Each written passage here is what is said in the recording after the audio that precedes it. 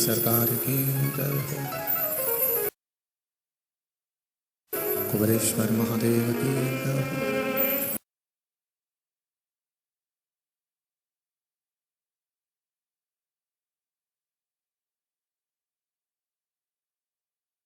महाकालेश्वर भगवान की जय हो। त्र्यंबकेश्वर भगवान की जय हो। भीमा शंकर की जय हो। अलिवेगनाथ भगवान की जय हो। नर्मदे महारानी की जय हो। गोदावरी महारानी की जय हो। संत सद्गुरुदेव गौ माता की जय हो। चिंता संतान हंतारो ये पदानो ऋणवा श्रीनं तनीन्द्रतार्यनं प्रणमामि मुहुर्मुहुः। यदमृतो जन्तुवा सर्वदुःखातीतो भवेत् तमं सर्वदा वन्दे श्रीमद्वल्लभनन्दनम्। अज्ञानतिमिरागास्य ज्ञानजयशलाकया चक्षुरुन्मिलितेन तस्मै श्रीगुरवे नमः।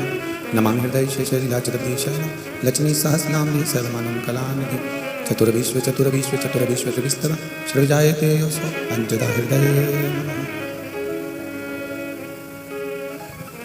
बोलो विश्वनाथ भगवान की जय। ओम नमः शिवाय। ओम नमः शिवाय। ओम नमः शिवाय। ओम नमः शिवाय। ओम नमः शिवाय। ओम नमः शिवाय। ओम नमः शिवाय। ओम नमः शिवाय। नमः शिवाय। ओम नमः शिवाय। ओम नमः शिवाय। ओम नमः शिवाय। ओम नमः शिवाय। ओम नमः शिवाय। ओम नमः शिवाय। ओम नमः शिवाय। ओम नमः शिवाय। ओम नमः शिवाय। ओम नमः शिवाय। ओम नमः शिवाय। ओम नमः शिवाय। ओम नमः शिवाय। ओम नमः शिवाय। ओम नमः शिवाय। ओम नमः शिवाय। ओम नमः शिवाय।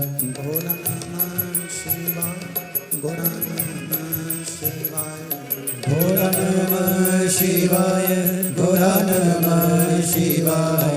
भोला नमः शिवाय। गोरा नमः शिवाय। भोला नमः शिवाय। गोरा नमः शिवाय। भोला नमः शिवाय। गोरा नमः शिवाय। ओम नमः शिवाय। ओम नमः शिवाय।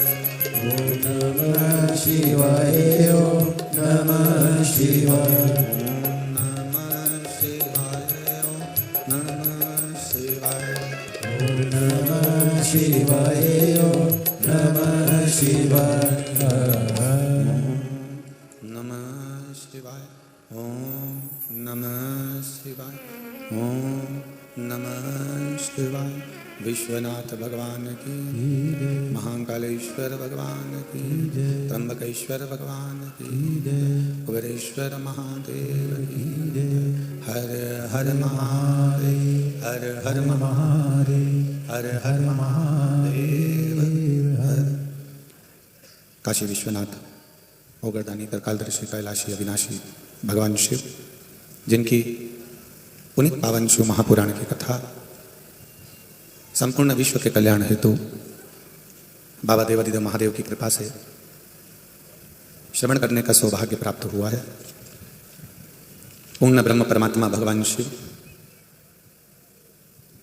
जो संपूर्ण विश्व का कल्याण करते हैं, संपूर्ण जगत का उद्धार करते हैं, ऐसे बाबा देवादिदेव महादेव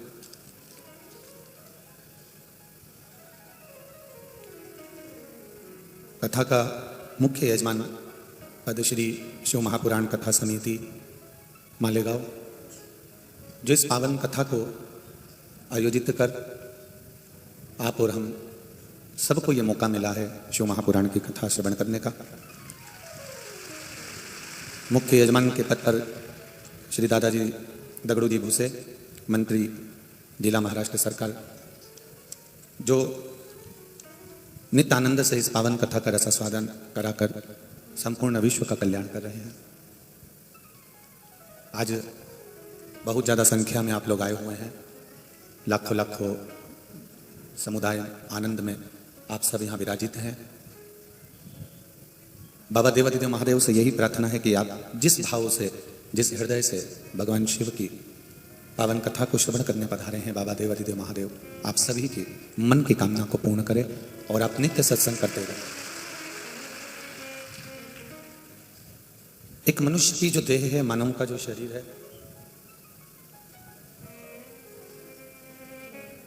बड़ी विनती से, बड़ी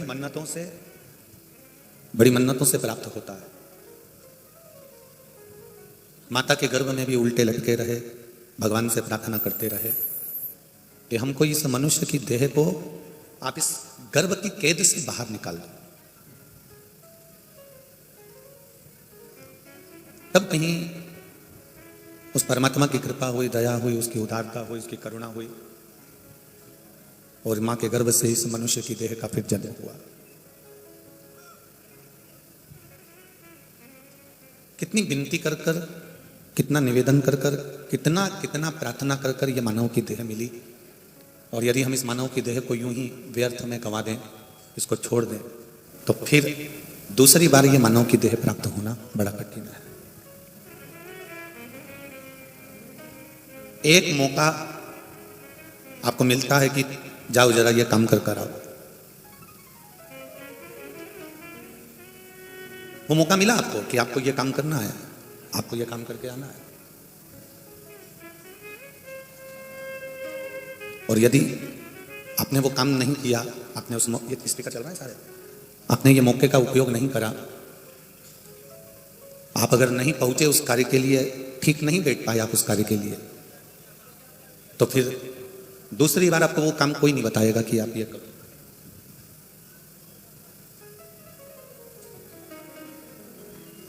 एक सरल भाषा में समझिएगा जरा, आपने किसी कंपनी को कोई काम दिया और वो कंपनी यदि आपका वो काम नहीं करती है, तो दूसरी बार आप उस कंपनी को काम दोगे क्या?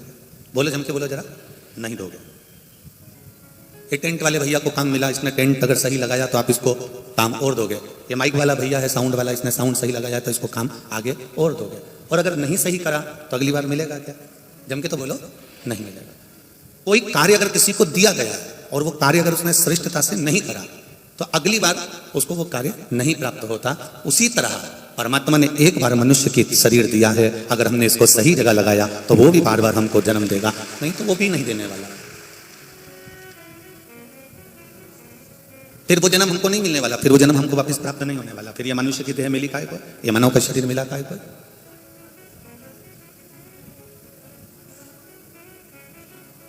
पाप और पुण्य, इन दोनों में एक अंतर है। पाप करना नहीं पड़ता, अपने आप हो जाता है, और पुण्य को जम के बोलो करना पड़ता। पाप को करना नहीं पड़ेगा, आपको झूठ आपको बोलना नहीं पड़ेगा, अपने आप बस मोबाइल उठा लो और किसी से बात में लग जाओ। उस बीच में आप एक टेप रिकॉर्डर अपने पास में रखो कि उस बीच में तुमने कितनी बार झूठ बोला, अपने आप निकल जाएगा, अपने आप, उसको निकालना भी नहीं पड़ेगा, अपने आप निकलता है झूठ भी। आप करना नहीं पड़ता है, अपने आप हो जाता है। झूठ, प्रपंच, छल, बेईमानी, कपट, ये सब अपने आप हो जाते हैं।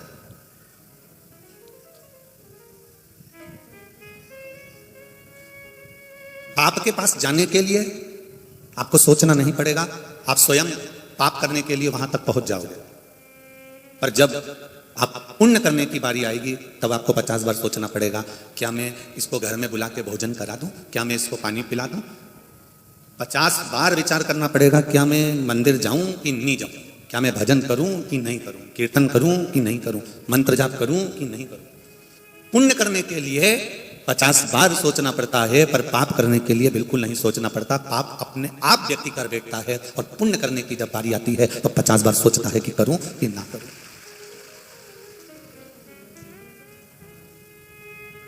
दुकान जाने के बाद वापस घर आते हो, नौकरी करने के बाद वापस घर आते हो, सब्जी लेने के बाद वापस घर आते हो, सामान लेने के बाद वापस घर आते हो।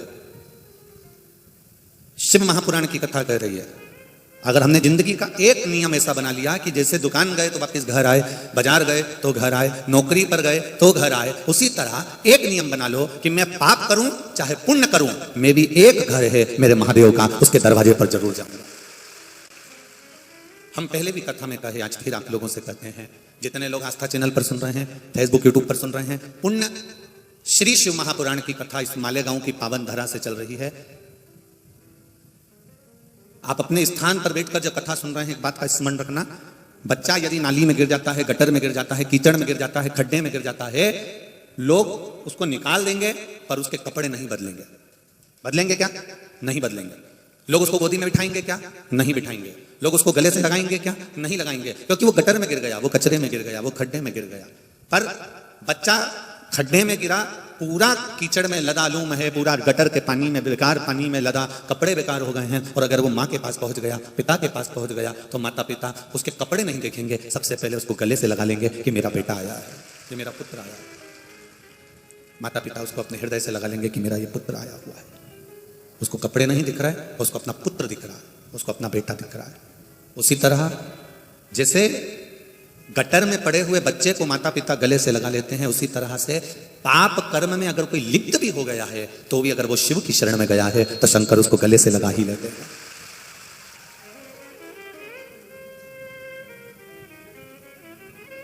शिव उसको गले से लगा लेते हैं। एक पत्र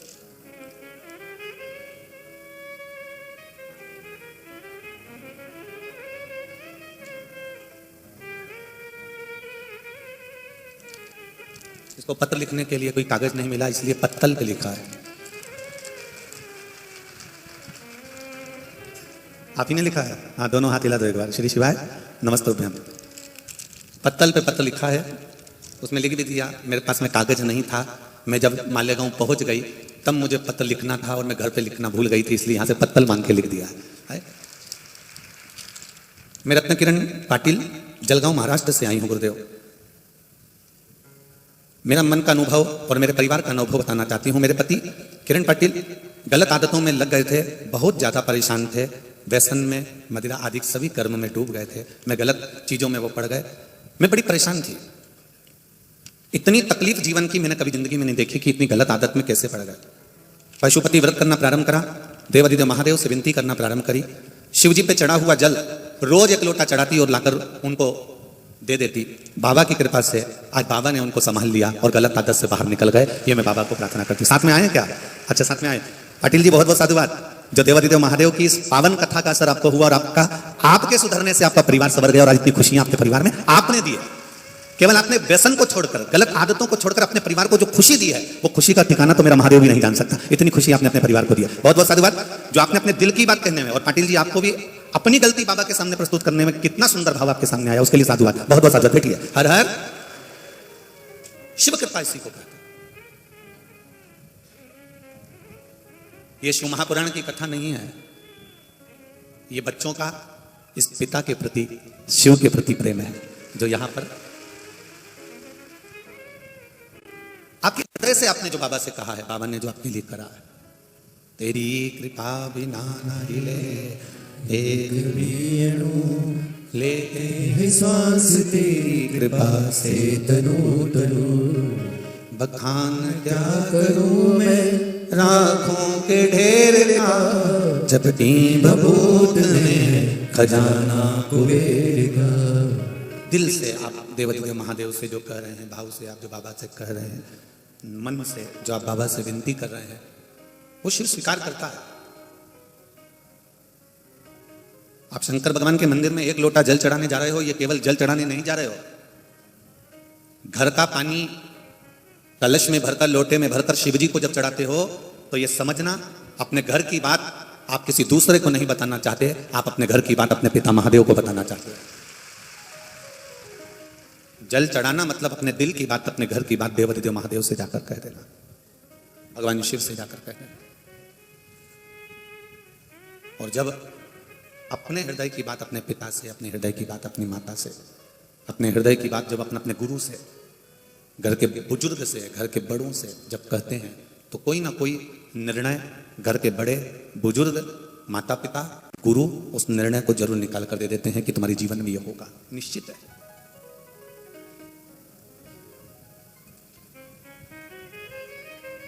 किसी मंदिर में जाकर बैठ जाओ, घर छोड़ दो, इसमें बहुत सारा पुण्य मिल जाएगा, कोई ऐसा कहता हो तो उसको नमन कर लेना।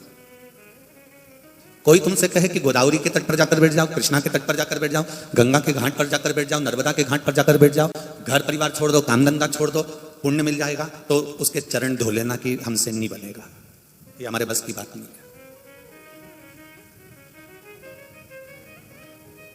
ये हमारे बस का है ही नहीं। घर छोड़ देने से क्या पुण्य मिल जाता है? परिवार छोड़ देने से क्या पुण्य मिल जाता है? कुटुंब, परिवार, घर, नाते रिश्ते, ये छोड़ देने से पुण्य की प्राप्ति नहीं होती है। पुण्य की प्राप्ति तब होती है जब हम परिवार में रहें, घर में रहें, परिवार के साथ में रहें, और कोई हमारे दरवाजे पर अतिथि आ गया, हमारे दरवाजे पर कोई भूखा आ गया, कोई प्यासा आ गया, किसी को किसी चीज की जरूरत है, हम घर में रहकर भी परमार्थ का कार्य जब करते रहें तो समझ लो कि तुम पुण्य को एकाग्रित करते जा रहे हो, पुण्य को आप अर्जित करते चले जा रहे हो।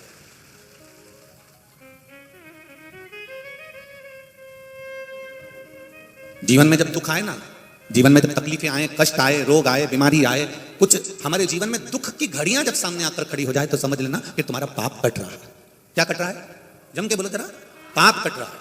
और जब हम एसी के कमरे में सो रहे हों, डल्लब के गद्दे पर सो रहे हों, 4 व्हीलर गाड़ी में खूब घूम रहे हों, खूब एंजॉय कर रहे हों, जिंदगी का खूब एंजॉय कर रहे हों, समझ लेना कि तुम्हारे पास में जो पुण्य है बहुत सारा, वो पुण्य अब खर्च होना प्रारंभ हो चुका है। धीरे धीरे वो पुण्य धीरे धीरे धीरे धीरे जा रहा है। तब उस समय पर जब पुण्य बहुत खर्च होने लगे तो तुमको आनंद आने लगेगा। हमारे यहाँ एलईडी आ गई, हमारे यहाँ एलसीडी आ गई, हमारे यहाँ फ्रिज आ गया, हमारे यहाँ गाड़ी आ गई, हमारे यहाँ बंगला आ गया, मेरा बेटा ये हो गया, मेरी बेटी ये हो गई, मेरा बेटा ये हो गया, मेरे यहाँ इतना धन हो गया, मेरे इतना बेबह हो गया। समझ लेना अब पुण्य तुम्हारा खर्च होना प्रारंभ हो गया है। जब पुण्य खर्च होना प्रारंभ हो जाए, बहुत खुशियां भगवान देना प्रारंभ कर दे, समझना कि पुण्य धीरे धीरे धीरे समाप्त हो रहा है। उस समय पर अपने को तुरंत तैयारी कर लेना चाहिए। जब भगवान ज्यादा धन देने लगे, बच्चे लोग अच्छे हो जाएं, खूब कमाने लगे, तो वापिस पुण्य को बढ़ाने का काम चालू करना। किसी गरीब को भोजन कराना, अतिथि का सत्कार करना, किसी को दवाई की जरूरत हो उसको दवाई दिलवाना, किसी को शिक्षा की जरूरत हो उसको शिक्षा करवाना। ये हमारा पुण्य अब हम और अर्जित करना प्रारंभ कर,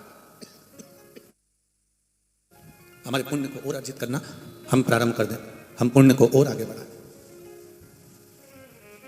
अब ये पुण्य हमारा और आगे बढ़ता चला जाए। सुख जब आए तो समझ लो कि पुण्य हमारा खर्च होने लगा है। तो क्या करोगे? उस खर्च के साथ में और अपनी आय को बढ़ाना है, पुण्य को बढ़ाना है। पुण्य बढ़ेगा कैसे? मंदिर में बैठने से पुण्य नहीं बढ़ेगा।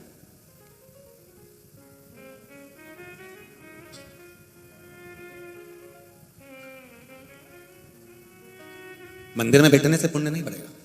नर्मदा जी के घाट पर, गंगा जी के घाट पर बैठने से पुण्य नहीं बढ़ेगा। गंगा के घाट पर बैठने से पुण्य नहीं बढ़ेगा। माला लेकर बैठने से पुण्य नहीं बढ़ेगा। पुण्य कब बढ़ेगा? जब आप किसी साधारण व्यक्ति के काम आ जाओ, किसी के दुख की घड़ी में आप पहुंचकर कुछ अच्छा कर कर उसके चेहरे पर स्माइल दे दो, समझ लो कि आपने पुण्य कमा लिया, आपने पुण्य कमाया।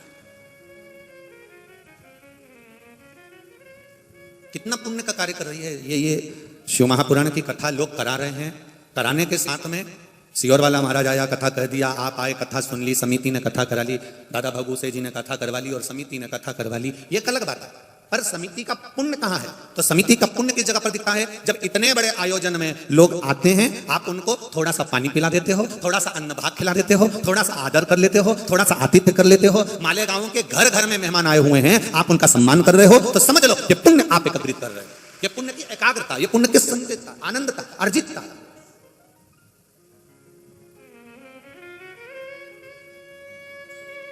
कोई मोटरसाइकिल पे आ रहा है, कोई रिक्शे में आ रहा है, कोई लोडिंग ऑटो में आ रहा है, कोई बस में आ रहा है, कोई गाड़ी में आ रहा है, कोई ट्रक में आ रहा है। जब ट्रक वाला ट्रक चला के ला रहा है, उसको मालूम है पूरी यात्री बैठे हुए हैं, ट्रक वाले ने एक जगह पर गाड़ी को रोक दिया और रोक कर कहा रुको रुको, यहाँ पर पानी अच्छा मिल रहा है, सब पानी पी लो, उतरो जल्दी से, अपन चलेंगे भी कथा में, सब पानी पियो। जैसे ही सब उतरे और उतर कर सबने पानी पिया, पानी इनने पिया, पर पुण्य उस ट्रक चलाने वाले को मिल गया कि उसने पानी पिलवा दिया। कोई प्यासा भी था, कोई प्यास से बिलख भी रहा था, उसको लग भी रही थी प्यास, पर रुक नहीं रहा था कि वहां जगह नहीं मिलेगी, जल्दी चलना है, जल्दी चलना है, जल्दी चलना है, मालेगांव पहुंचना है, कथा में जाके बैठना है, आगे आज रविवार अलग है, लाखों लोग आए हैं, कहीं अपन आगे बैठ जाएंगे, व्यवस्था कर लेंगे। तो वो जल्दी के चक्कर में प्यासा भी दे रहा था, पर उस ट्रक वाले ने कहा मेरे को थोड़ा सा काम है, मैं काम कर रहा हूँ, तुम सब उतरो, सामने नल लगा है, हापसी लगी है, हेडपंप लगा हुआ है, बावड़ी है, कुआं है, पानी पी लो। और सब ने पानी पिया, सब संतुष्ट हो गए, उसका पुण्य उस ट्रक वाले को मिल गया, उसका फल। तो यहाँ मालेगांव के जितने लोग यहाँ पर, कोई आरओ का पानी पिला रहा है, कोई बिस्कुट खिला रहा है, कोई नाश्ता करा रहा है, कोई पानी दे रहा है, कोई भोजन करा रहा है, कोई ठहरने की व्यवस्था कर रहा है, जो जिस भाव से व्यवस्था कर रहा है वो पुण्य आपके खाते में बढ़ गया है। अब वो समाप्त होने वाला है, अब वो समाप्त नहीं होने वाला।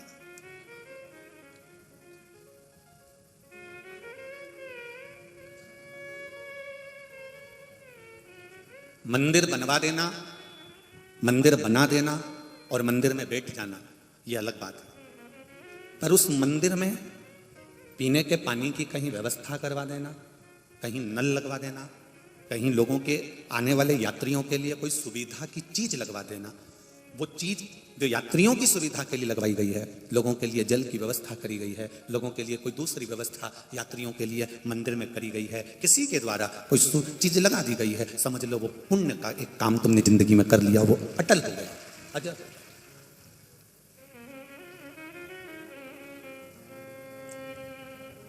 वो अटल अजर है, वो समाप्त नहीं हो सकता। मत बुरे कर्म कर बंदे वरना पछताएगा, की आंखों से तू बच नहीं पाएगा, तू बच नहीं पाएगा। अरे ओ अज्ञानी मत कर नादानी, अरे ओ अज्ञानी मत कर नादानी। तेरे कर्म का फल भी तू ही पाएगा, जैसा किया तूने तेरे आगे आएगा। मत बुरे कर्म कर बंदे, मत बुरे कर्म कर बंदे वरना पछताएगा। भगवान की आंखों से तू बच नहीं पाएगा, तू बच नहीं पाएगा। ये पुण्य करने का ये मौका मिला है। जाने से पहले, प्राण छूटने से पहले कोई एक अच्छा कार्य अपनी जिंदगी में कर कर जाना, वो पुण्य का कार्य कर कर जाना। एक पुण्य का कार्य ये भी है बिना पैसे का, बिना धन का। तुम भी सुन लो और अपने पड़ोसियों से भी कह दो, एक पुण्य का कार्य ऐसा है जो बिना पैसे का है और उससे जो पुण्य मिलता है उसके बराबर दुनिया का कोई पुण्य नहीं है। वो पुण्य का कार्य है एक बेलपत्री का पेड़ लगा देना, ये सबसे बड़ा पुण्य का। एक वृक्ष लगा देना, एक वृक्षारोपण कर देना। और केवल ऐसा वृक्ष मत लगाना जैसा आज के लोग लगाते हैं, 25 लगा दिए, 25 दिन बाद उनको बकरी खा गई। ऐसा वृक्षारोपण नहीं चाहिए। दिखाने का वृक्ष लगाया था, इतने इतने से पौधे लेके आए थे, अब वो इतना सा पौधा बड़ा होने में कितना समय लेगा। अगर वृक्षारोपण करना ही था तो थोड़ा सा वृक्ष बड़ा लेकर आते, उसके पास में जाली लगाते, रोज पानी डालने वाले को लगाते, तो कम से कम 25 वृक्ष में से अगर 5 वृक्ष भी बड़े हो जाते तो जिंदगी भर का पुण्य प्राप्त हो जाता। हमने पेड़ भी लगाए तो इतने से लगाए, छोटा छोटा। बकरी को थोड़ी ना मालूम है कि ये कौन ने लगाया, बकरी को तो पेड़ से मतलब था, खा गई। और जिनने वृक्षारोपण किया था फिर उन्होंने दूसरी बार ये भी नहीं पूछा हमने यहाँ पर 25 पेड़ लगाए थे, कहाँ गए, एक बार मुंह से आवाज नहीं निकली, वो तो बस बकरी खा गई। एक पुण्य का कार्य ये भी है जो बिना पैसे का। एक बेलपत्री का पेड़ लगा देना, वृक्ष लगा देना, बेलपत्री का पौधा लग जाएगा। आप चले भी गए, कोई बेलपत्री तोड़ेगा, शंकर भगवान पर चढ़ाएगा, बेलपत्री के नीचे बैठेगा, ठंडी हवा लेगा, बेलपत्री के वृक्ष की थोड़ा सा जल समर्पित कर अपने जीवन का सुख पालेगा। ये भी तो पुण्य का कार्य है, ये भी तो एक आनंद का कार्य है। केवल माला लेकर बैठ जाने से या नर्मदा या गंगा के घाट पर बैठ जाने से पुण्य एकत्रित नहीं हो सकता। हम जानते हैं ये बात, लोगों को बड़ा, कई लोगों को बड़ा विचित्र लगेगा कि बताओ सीओर वाले महाराज कह रहे हैं कि माला लेकर बैठने से पुण्य नहीं मिलता, गंगा के घाट पर बैठने से या नर्मदा के घाट पर बैठने से पुण्य नहीं मिलता। पुण्य मिलता है कब? जब उस गंगा के घाट पर आप बैठे हो और गंगा नदी में अगर कोई पॉलिथीन डाल रहा है, गंगा नदी में कोई कचरा डाल रहा है, गंगा नदी में कोई बेकार चीज डाल रहा है और आप खड़े होकर उसी समय पर रोक दो कि तूने गंगा के जल में कैसे डाल दिया, अब मत डाल देना, और तुरंत उसमें से कचरा निकालकर तुमने एक और ले जाकर पटक दिया, तो माला से बड़ा पुण्य आपको उस जगह पर प्राप्त होगा। माला से बड़ा पुण्य हमें उस जगह पर प्राप्त हो जाए। पुण्य की प्राप्ति का साधन है हमारे पास। पुण्य की लड़ाई आज की नहीं है, पुण्य की लड़ाई तो भगवान कृष्ण के समय पर महाभारत में भी हुई थी।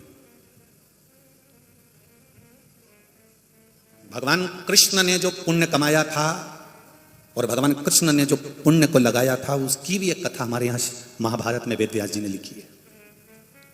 महाभारत का उद्योग पर्व, महाभारत में अलग अलग पर्व लिखे हुए हैं, उसमें उद्योग पर्व, उसमें वर्णन आता है कृतवर्मा का, कौरव और पांडवों का युद्ध, और कौरव और पांडवों के युद्ध में कौरव एक एक कर मर गए, पांडव जीवित थे, धृतराष्ट्र जीवित थे, गांधारी जीवित थी, कृतवर्मा जीवित थे, कृपाचार्य जी जीवित थे।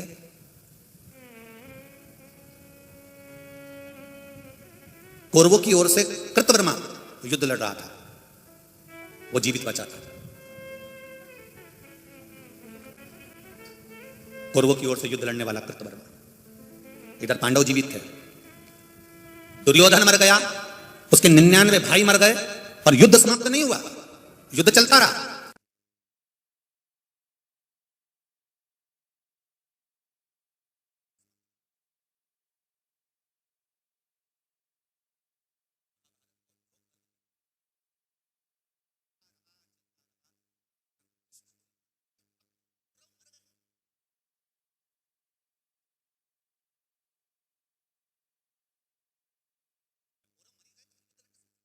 भगवान कृष्ण ने शंख की ध्वनि कर कर कहा, अब हमको युद्ध समाप्त करना चाहिए।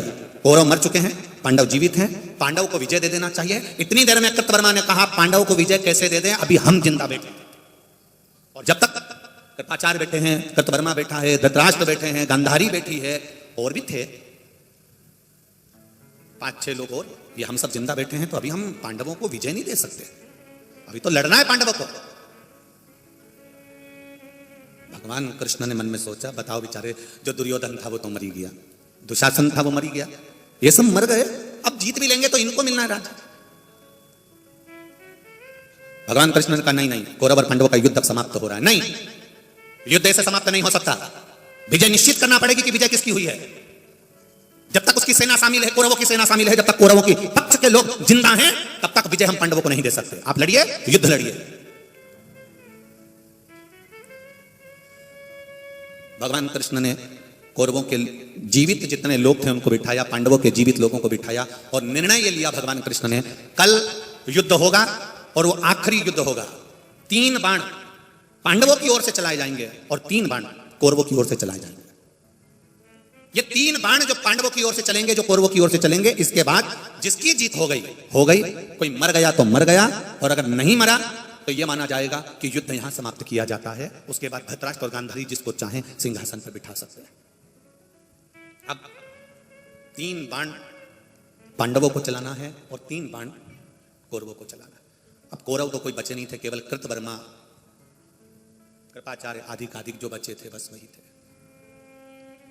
देखिएगा जरा, इस कथा को हमने पुण्य शिव महापुराण की कथा को अभी तक इतनी कथाओं में कभी नहीं लिया, पर कहीं इस मालेगांव का कोई पुण्य होगा, इसलिए यह पुण्य शिव महापुराण कथा चल रही है।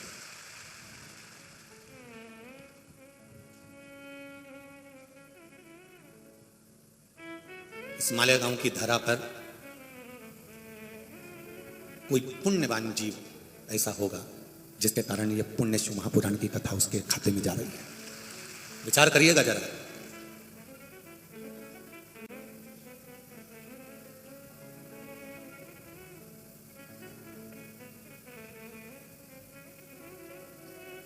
तीन बाण पांडवों की ओर से चलना है, 3 कौरवों की ओर से चलना है। भगवान सुबह का समय था, रथ पर तैयार होकर बैठ गए।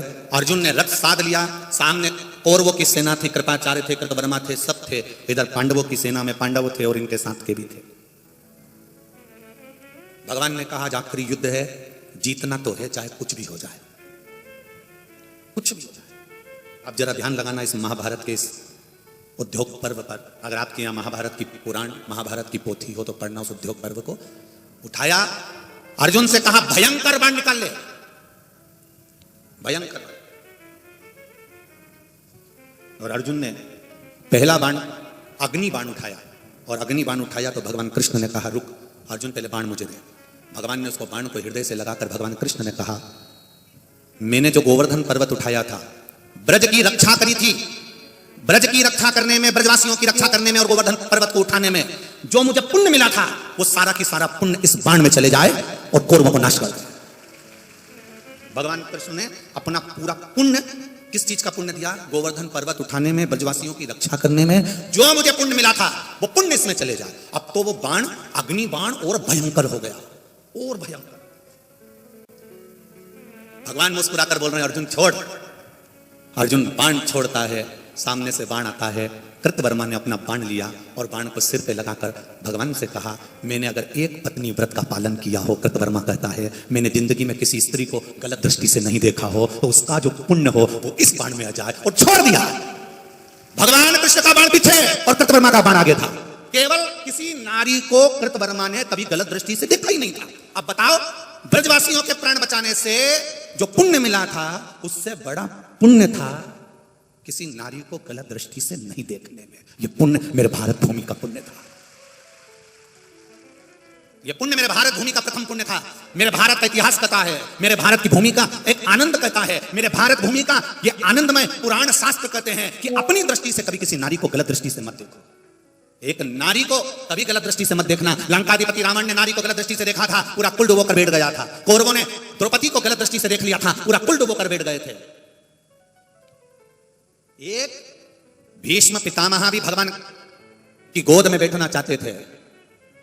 भीष्म के पितामह का भी एक इच्छा थी कि मेरे प्राण भगवान की गोद में छूटे। कितने बड़े प्रतिज्ञावान थे, कितने बड़े प्रतिज्ञावान, जिन्होंने प्रतिज्ञा करी थी कि जीवन भर कुंवारा रहूंगा, शादी नहीं करूंगा, नहीं करी शादी, जीवन भर कुंवारे रहे। उसके बाद उनका कितना बड़ा पुण्य होगा, कितना प्रबल पुण्य होगा, जिन्होंने जीवन भर कुंवारे रहे, जीवन भर कुंवारे।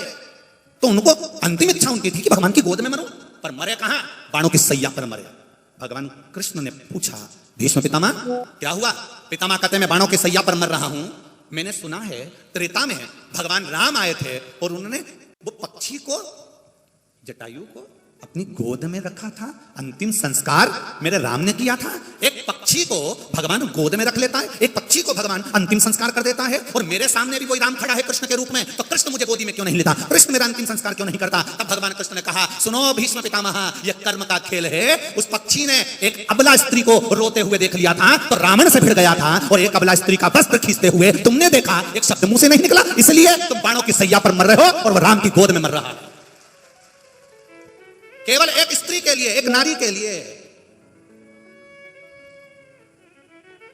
वो जीजाबाई भोसले, छत्रपति शिवाजी की माता, अपने पुत्र छत्रपति शिवाजी से कहती है, सुन छत्रपति शिवाजी, तेरा नाम छत्रपति इसलिए कहती हूं क्योंकि मेरी छत्र और छाया में तू पलकर बड़ा हुआ है। पर इस माता के दूध को लजामत देना रे छत्रपति शिवाजी, सुन ले अच्छे से। एक मां जीजाबाई खड़े होकर, जिसका पति चले गया हो, जिसका बड़ा पुत्र चले गया हो, वो जीजाबाई अपने शरीर को त्याग रही है, पति के साथ सती होने जाती है। पर सती होने से पहले जब शिवाजी का चेहरा देखती है, 14 साल का मात्र शिवाजी 14 वर्ष के हैं, और 14 वर्ष के शिवाजी को जब जीजाबाई देखती है तो उसके आंखों में आता है कि मैं पति के लिए सती हो रही हूं, एक तरफ मेरा 14 साल का बेटा है, क्या करूं? तब पुत्र शिवाजी ने अपनी मां को पुकार कर गले से लगा लिया, मां मुझे किसके सहारे छोड़कर जा रही है, तेरे आंचल की छत्र मुझ पर रखना। तब जीजाबाई ने, पति के साथ सती नहीं हुई है जीजा, फिर अपने पुत्र के लिए छत्र बनकर 24 घंटे चली गई जीजा।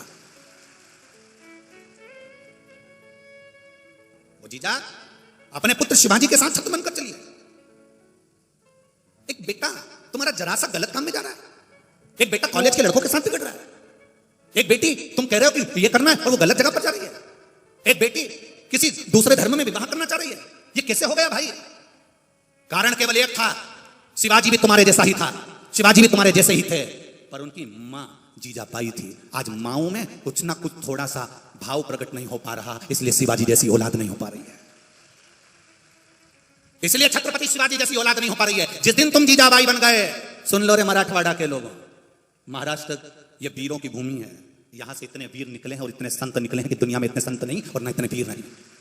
ये महाराष्ट्र वीरों की भूमि है, यहां से स्वामी समर्थ जैसे, नामदेव जैसे, तुकाराम जैसे, मुक्ताबाई जैसे, ना जाने कितने कितने संत इस महाराष्ट्र की भूमि से निकले हैं। जितने भारत को संत दिए हैं वो महाराष्ट्र ने दिए हैं, जितने वीर दिए हैं वो महाराष्ट्र ने दिए हैं। और और आज अगर यहाँ लोग भटक रहे हैं, भ्रम में पड़े हुए हैं, जरा सा बेटियां पढ़ ले और कि हम दूसरे धर्म में शादी करेंगे, कोई कहते हम वहां जाएंगे, कोई कहते तो मतलब गलती तुम्हारी है। वो तो शिवाजी बनने को तैयार था पर जीजाबाई तू नहीं बना पाई, तुम्हें बनाना है, गलती तुम्हारी है। युद्ध का मैदान, युद्ध का मैदान, सिंहगढ़ का किला, सिंहगढ़ का किला, युद्ध का मैदान और सिंहगढ़ का किला। उस सिंहगढ़ के किले को जब जीजाबाई ने देखती, आंख में आंसू भर लेती। जब देखती, अब सिंहगढ़ के किले को जब जीजाबाई देखती, आंख में आंसू भर लेती।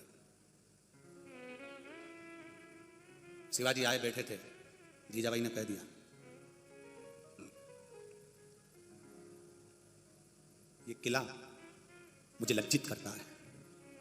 इस किले पर जो विदेशियों का जो ध्वज लगा हुआ है, झंडा लगा है, इस ध्वज पर शिवाजी ये विदेशी ध्वज की जगह, ये विदेशी ध्वज की जगह फिर हमारा ध्वज क्यों नहीं है? शिवाजी कहते हैं मां, समय आएगा, बहुत सेना है उनके पास में, बहुत बोल्ड हैं वो, बहुत दम है उनमें। तो जीजाबाई कहती है क्या मेरे दूध में दम नहीं है? जीजाबाई का शब्द था क्या मेरे स्तन से जो दूध पिया है शिवाजी तूने, क्या उस दूध में दम नहीं है? कल की तारीख में ये विदेशियों का झंडा हटकर भगवा झंडा में लहराना चाहिए तो मैं जान जाऊंगी शिवाजी तुझको। अब शिवाजी कहते हैं मां बहुत बोल्ड है। मां ने कहा सामने उस कुर्सी पर चूड़ियां रखी हैं शिवाजी, याद रखना। शिवाजी ने उसी समय पर एक पल की देरी नहीं करी, एक पल की देरी नहीं, और तानाजी को बुलाया और कहा करो तैयारी, वो कितना भी बोल्ड होगा एक बार घुसे तो सही, फिर देखा जाएगा। ये मां है। और तानाजी के साथ में चढ़ गए, सीधी सीधी दीवार पर पहुंच गए ऊपर। जो युद्ध प्रारंभ हुआ, तानाजी के प्राण चले गए, शिवाजी की आंख में एक क्षण का जल आ गया, जो मेरी जिंदगी का साधन था वो भी चला गया। शिवाजी ने जब ध्वज विदेशियों का उतारा, अपना ध्वज लगाया, तब चिल्लाकर कहा गढ़ आला पर सिंह गेला। गढ़ तो आ गया पर मेरा सिंह जैसा तानाजी चला गया, उसका मुझे दुख है। मां ने जब ध्वज देखा तब मां जीजाबाई की खुशियों का अंबार था। थाली लेकर उस ध्वज की पूजन कर रही थी जीजाबाई अपने किले से। वो मां होती है साहब, वो मां होती है जो अपने पुत्र को भी सम्मुख में ले जाकर खड़ा कर दे, वो मां होती है। पुण्य क्या होता है, उस पुण्य को तुम समझे क्या हो? केवल सियोर वाले महाराज ने लिख दिया पुण्य श्री शिव महापुराण की कथा। कभी पुण्य को जानोगे तो मालूम पड़ेगा। एक जगह बैठने से कहीं पुण्य नहीं मिल जाता, दिन भर माला पकड़ते बैठने से पुण्य नहीं मिल जाता। किसी साधारण व्यक्ति के जीवन में कुछ बदलाव लाकर बता दो तो जिंदगी का सबसे बड़ा पुण्य मिल जाएगा। किसी रोते हुए के चेहरे पर स्माइल लेकर आ जाओ, पुण्य मिल जाएगा। कोई पढ़ने के लिए तरस रहा है, उसको विद्या अध्ययन करा दिया जाए, पुण्य मिल जाएगा। कोई हॉस्पिटल में पड़ा हुआ है, दवाई के लिए 2 रुपया नहीं है, दिलवा दीजिए, पुण्य मिल जाएगा। प्यासे को पानी पिलवा दीजिए, भूखे को भोजन करा दीजिए। किसी के जीवन में उसकी दुख की घड़ी में साथ देना प्रारंभ कर दीजिए, पुण्य प्राप्त हो जाएगा। वो पुण्य के अलावा जीवन का कोई सुख नहीं है महाराज। वो पुण्य, वो साधारणता नहीं हो सकता। उस पुण्य को चाहिए हमें। भगवान कृष्ण एक तरफ बाण से कह रहे हैं कि मैंने जो गोवर्धन पर्वत उठाया है उसका पुण्य, ब्रजवासियों की रक्षा करी उसका पुण्य। और कृतवर्मा कह रहा है मैंने अगर एक स्त्री, एक पत्नी व्रत पालन किया हो और किसी नारी को कभी गलत दृष्टि से नहीं देखा तो उसका पुण्य सामने प्रकट हो गया। युद्ध के मैदान में दोनों बाण टकराए, अर्जुन का बाण पीछे हट गया और कृतवर्मा का बाण वहीं की वहीं स्थिर रह गया। भगवान की सोच बुद्धि में पड़ गया, इसने करा क्या? मैंने ब्रजवासियों की रक्षा में जो पुण्य कमाया था वो सारा पुण्य इस बाण में दे दिया, फिर आखिर ऐसा क्या हो गया? इसने कौन सा पुण्य दिया? तब भगवान कृष्ण ने उसी समय रथ पर बैठे हुए उस ध्वज में जो हनुमान जी बैठे हुए थे, अर्जुन के रथ के ऊपर जो हनुमान जी की ध्वजा लगी हुई थी, उस ध्वजा में बैठे हुए बजरंग से हनुमान से पूछा, ए हनुमान नीचे आओ। हनुमान जी बोले, बोलो प्रभु, तुम शिव का अवतार हो, शंकर का स्वरूप हो हनुमान, सत्य बताना इसने कौन सा पुण्य दिया जो मेरा पुण्य छोटा पड़ गया? भगवान श्री हनुमान जी ने कहा, कृतवर्मा एक स्त्री से जिससे शादी करे थे उसके सिवाय किसी स्त्री को उन्होंने गलत दृष्टि से नहीं देखा। जब कोई व्यक्ति अपनी दृष्टि से किसी नारी को गलत नहीं देखता तो वो जिंदगी का सबसे पुण्यवान जीव कहलाता है, सबसे पुण्यवान। आपका पुण्य छोटा पड़ गया वसुदेव, हे कृष्ण, आपका पुण्य छोटा पड़ गया, अर्जुन का पुण्य छोटा पड़ गया, पांडवों का पुण्य छोटा पड़ गया, और उस कृतवर्मा का अकेले का पुण्य भारी पड़ गया। भगवान विचार में पड़ गए, 2 बाण और बचे हैं। कितने बचे रे मालेगांव वालों? केवल 2 और बचे हैं और युद्ध समाप्त। और ये 2 बाण के बाद अपन भी आज की कथा समाप्त कर देंगे विचार, क्योंकि ये 2 बाण बहुत लंबे चलने वाले हैं। कोई आज तक चलेंगे, 7 दिन पूरे निकल जाएंगे, तब तक पूरे नहीं होंगे। उसका पुण्य तो देखो कितना प्रबल था, कोई सहज है क्या? 2 बाण और बचे हैं, साधारण नहीं है वो 2 बाण। भगवान विचार कर रहे हैं, सोच में पड़े हैं। अब पूरा समय निकले जा रहा है और ये दूसरा बाण चलने वाला है, मैं क्या करूं, क्या विचार? तब विचार किया गया। भगवान कृष्ण को याद आया कि मैं भगवान विष्णु हाथी का पांव छुड़ाया था, द्रौपदी का चीर बढ़ाया था, प्रहलाद और ध्रुव को दर्शन दिया था, मंथन कर कर देवताओं का उत्थान किया था। भगवान कृष्ण अर्जुन से कहते हैं दूसरा बाण उठा ले। उठा, अर्जुन ने फिर अग्नि बाण उठाया। भगवान कहते हैं अब की बार नहीं बच पाएंगे, ये कौरव लामू दे दे, लड़े मुझको। और भगवान ने फिर लिया उस बाण को और कहा मैंने गज की रक्षा करी थी, द्रौपदी का चीर बढ़ाया था, 10,000 ब्राह्मणों का आधा चावल का दाना खाकर पेट भरा था। प्रहलाद ध्रुव जैसे जीवों को दर्शन दिया था और ना जाने कितने जीवों का मैंने कल्याण करा था। उन सबका पुण्य जो मेरे खाते में है वो इस बाण में आ जाए। ये पुण्य की लड़ाई हो रही है, जरा ध्यान देना।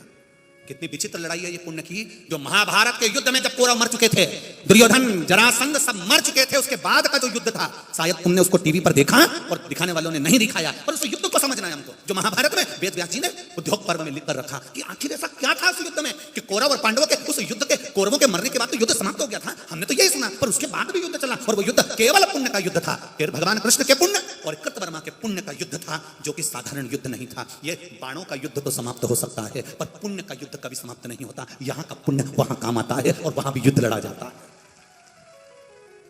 यहां के पुण्य वहां काम आएंगे।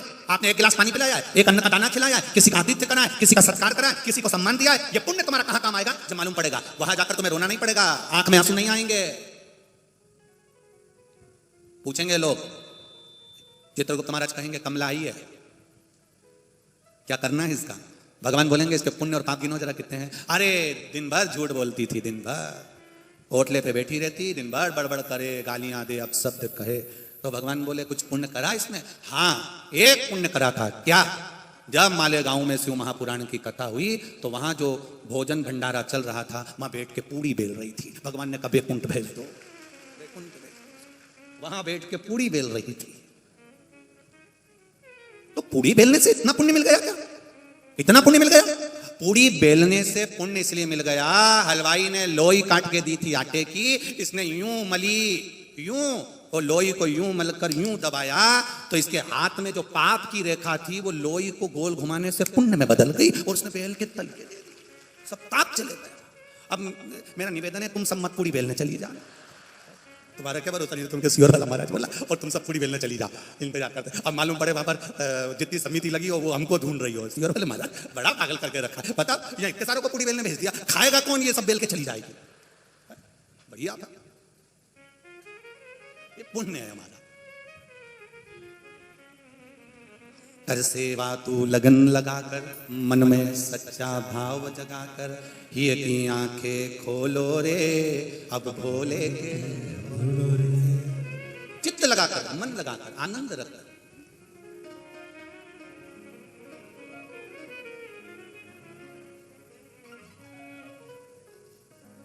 इस चित्त को, इस मन को भगवान में समर्पित कर। और जब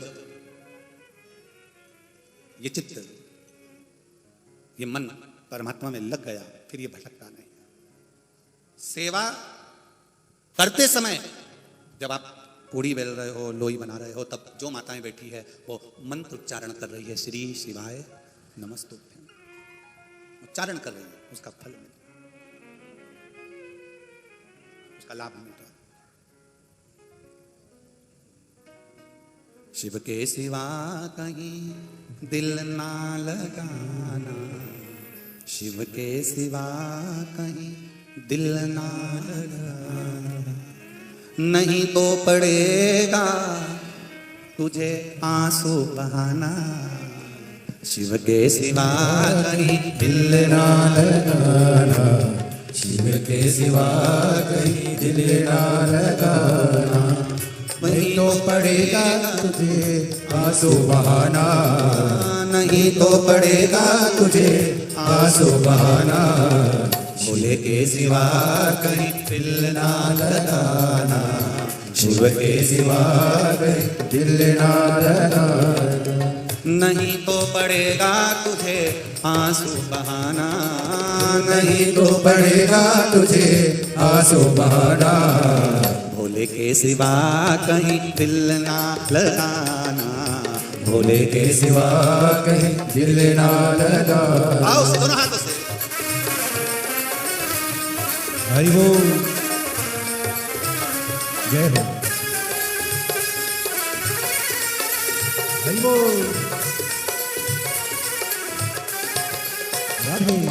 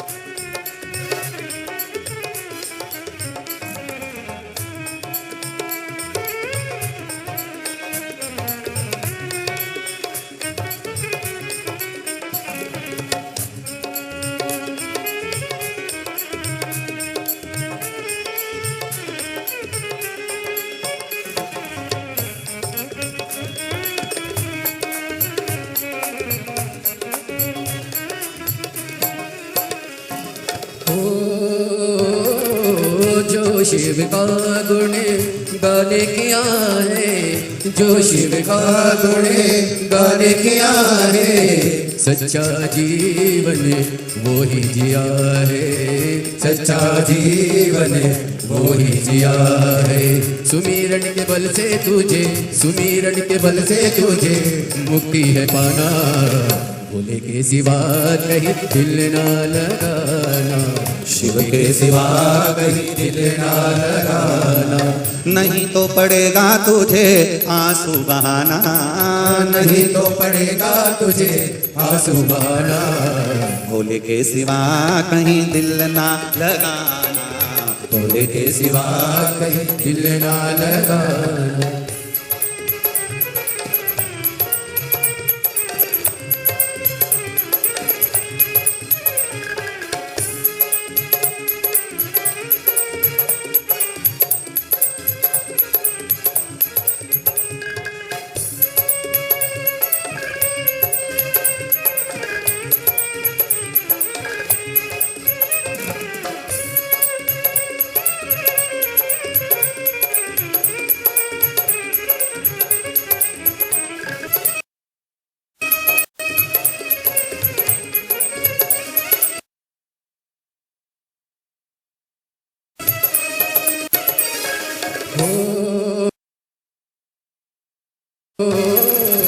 बालापन गया आज जवां है, बालापन गया आज जवां है, बीत गया अब समय कहाँ है,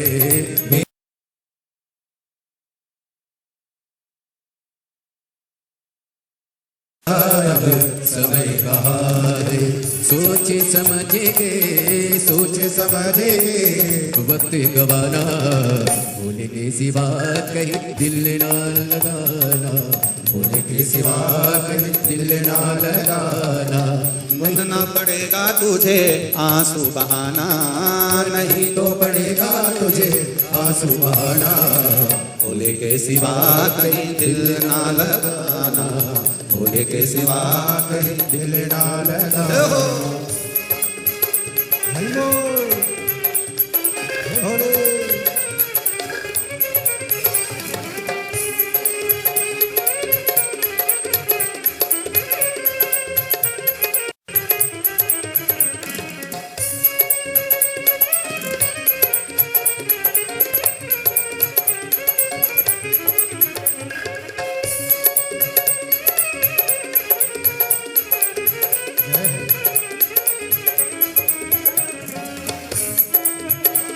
मारो।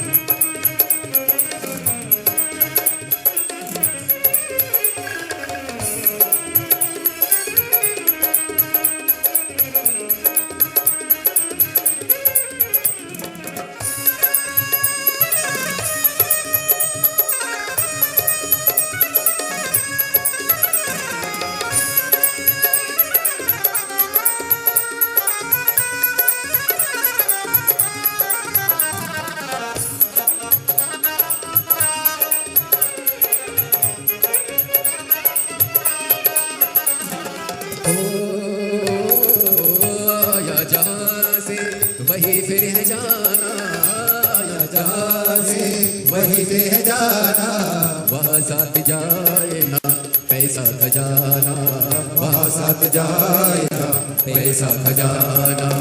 पूछेगा तो क्या, पूछेगा तो क्या, करोगे बहाना, शिव के सिवा कहीं दिल ना लगाना, शिव के सिवा कहीं दिल ना लगाना। नहीं तो पड़ेगा तुझको आंसू बहाना, नहीं तो पड़ेगा तुझे आंसू बहाना। भोले के सिवा कहीं दिल ना लगाना, भोले के सिवा कहीं दिल ना लगाना, ओ भोले के सिवा कहीं दिल ना लगाना, भोले के सिवा कहीं दिल ना लगाना, भोले के सिवा कहीं दिल ना लगाना, भोले के सिवा कहीं दिल ना लगाना। वरना पड़ेगा तुझे आंसू बहाना, वरना पड़ेगा तुझे आंसू बहाना।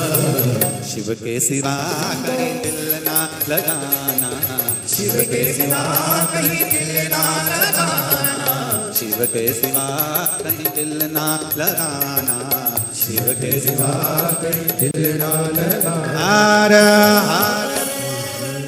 अपने स्थान पर बैठकर बाबा देवाधिदेव महादेव से दिल से प्रार्थना करें, भाव से कहें बाबा से, हम इतनी दूर से आए हैं भोलेनाथ, आपके सम्मुख में बैठकर शिव महापुराण के सामने बैठकर अपने हृदय की बात बाबा से कहें, बाबा हमारी बात को स्वीकार करें, अपने चरणों की भक्ति दें। दिल से मंत्र का स्मरण करेंगे। श्री शिवाय नमस्तुभ्यं, श्री शिवाय नमस्तुभ्यं, श्री शिवाय नमस्तुभ्यं, श्री शिवाय नमस्तुभ्यं, श्री शिवाय नमस्तुभ्यं, श्री शिवाय नमस्तुभ्यं।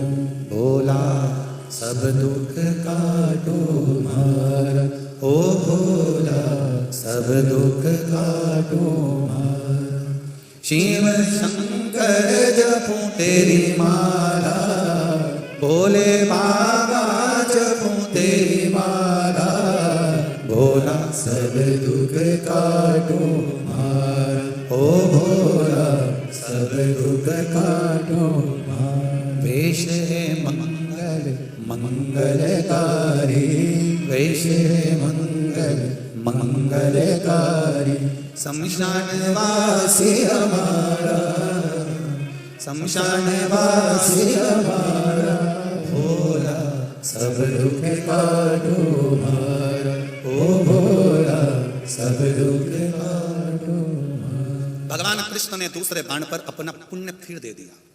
एक बार पुण्य दिया था ब्रज को बचाने का, गोवर्धन पर्वत को उठाने का, दूसरा पुण्य भगवान दे रहे हैं गज की रक्षा करने का, गजेंद्र मोक्ष का, द्रौपदी का चीर बढ़ाने का, और सभी को दर्शन देने का, और मंथन के समय पर देवताओं के कल्याण का। जो पुण्य मुझे मिला है वो सारा पुण्य ये दूसरे बाण को मैं समर्पित करता हूं। वो अग्नि का अस्त्र और प्रखर अस्त्र हो गया, और प्रबल। और जैसे ही वो अग्नि का अस्त्र प्रबल हुआ, देखिए जब हमारा पुण्य प्रबल होता है तब भजन का जो बल होता है ना, भगवान की भक्ति का जो बल होता है अपने आप बढ़ जाता है, अपने आप। एक पत्र आया है, देखिए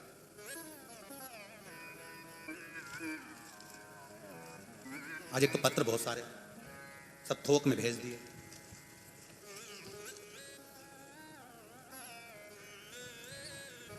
मेरा नाम रत्ना रविंद्र माली है।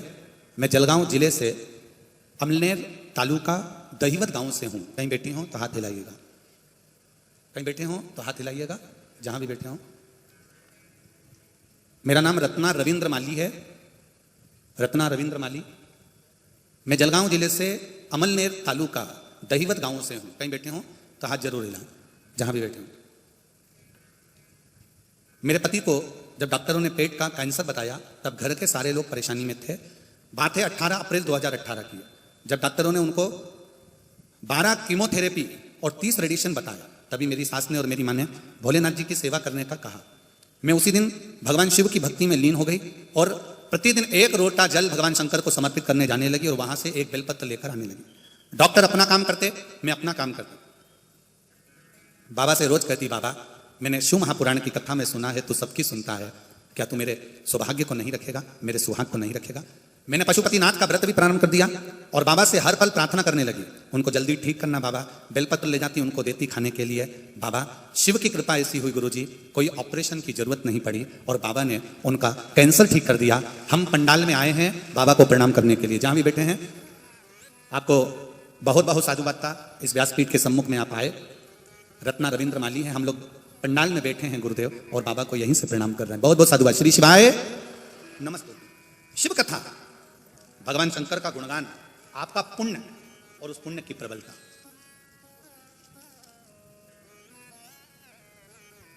एक भजन का बल बढ़ता है और वो भजन का बल कोई साधारण नहीं हो सकता। एक पत्र देख,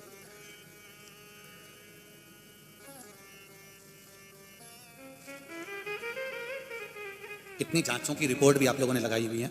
सारे पत्रों में बहुत सारी रिपोर्टें आप लोगों की, डॉक्टरों की, और सारे पर्चे आप लोगों ने बहुत, और कुछ हम तो जितने पढ़े हैं परंतु इन पत्रों में तो ना जाने कितने कितने पत्र ऐसे हैं जो आप लोगों ने डॉक्टरों की सारी रिपोर्टें लगाई हुई हैं, सारी जांचें, एक्सरे लगाए हुए हैं।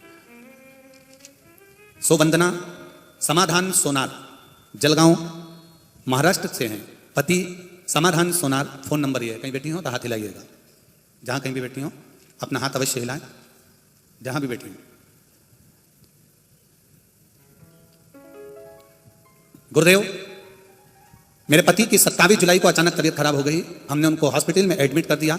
उनको डबल निमोनिया हो गया था। उनका 15% शरीर बचा था, 85% शरीर डैमेज हो चुका था। शरीर ने, किडनी, लीवर सब ने काम करना बंद कर दिया था, कुछ भी शरीर में नहीं था। उनको 18 घंटे की मोहलत दी गई। डॉक्टरों ने कहा 18 घंटे हैं इनके पास में, उसमें हम लोग कुछ कर लिए तो कर लिए, अन्यथा बड़ा मुश्किल है।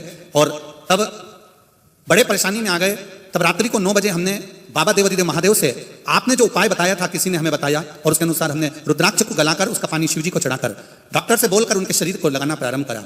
उनको बाबा की कृपा ऐसी हुई गुरुदेव कि धीरे धीरे जब दूसरी बार उनका एक्सरे कराया गया तब बाबा की कृपा से रिपोर्ट नॉर्मल आना प्रारंभ हो गई और बाबा की कृपा से मेरे पति आज जीवित हैं और शिव की कृपा से सही हैं। उनकी पूरी डॉक्टरों की रिपोर्ट में लगा रही हूँ, आप टीवी चैनल के माध्यम से देख सकते हैं। ये पूरी रिपोर्ट है उन्होंने, पूरे डॉक्टरों की, और पूरी एक्सरे आदि सब लगाया गया। ये शिव है, ये शंकर है, ये शिव तत्व है। तेरी कृपा बिना न हिले एक भी अणु, लेते हैं श्वास तेरी कृपा से तनु। बखान क्या करूं मैं राखों के ढेर का, चपटी भभूत में खजाना कुबेर का। मेरी जीजियों, माताओं और मालेगांव में विराजमान मेरी जीजियों और मेरे जीजाओं, आप लोगों से केवल इतना निवेदन, इस हृदय से, इस चित्त से, इस मन से, दिल से, आपने अगर भगवान देवादिदेव महादेव से प्रार्थना करिए, दिल से अगर विनती करिए, हृदय से अगर आपने बाबा से कुछ कहा है तो बाबा उसको स्वीकार जरूर करता है।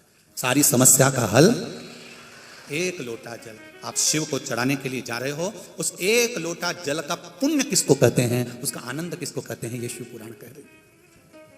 1 लोटा जल तुम्हारा चढ़ाया गया शंकर भगवान को, 1 लोटा जल खाली नहीं जा सकता, वो खाली नहीं जाएगा। तुम्हारा चढ़ाया गया 1 लोटा जल, उसका फल खाली नहीं है। वो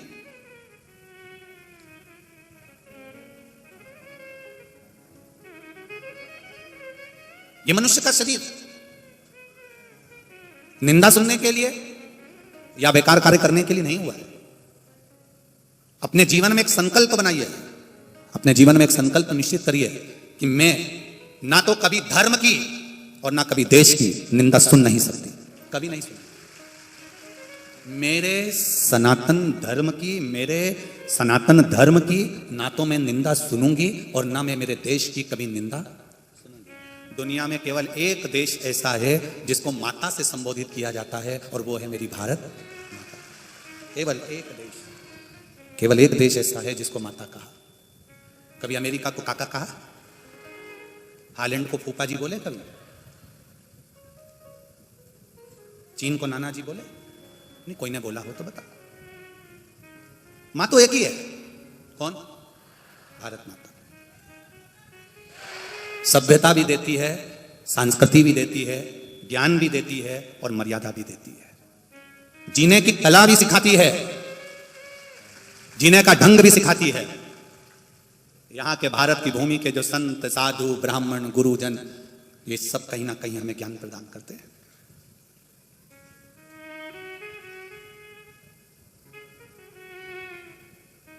कितना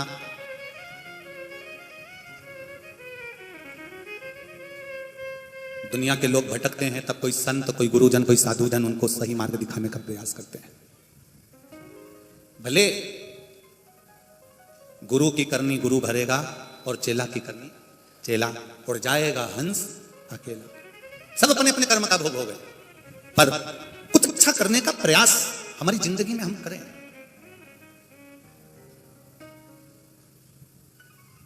भगवान कृष्ण ने दूसरे बाण में पुण्य दिया, अर्जुन को बाण दे दिया। अब सामने कृतवर्मा था। कृतवर्मा ने सामने देखा कि अर्जुन ने दूसरा बाण लिया है।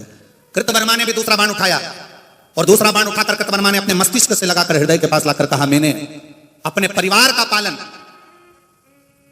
बच्चों का पालन, परिवार का पालन अगर नीति से करा, कभी गलत नीति का मैंने प्रयोग नहीं करा। मैंने अपने परिवार का पालन बिना छल के, कपट के, बेईमानी के, प्रपंच के करा हो, बिना कपट छल प्रपंच के, तो उसका पुण्य इस बाण में आ जाए। फिर छोड़ा बाण।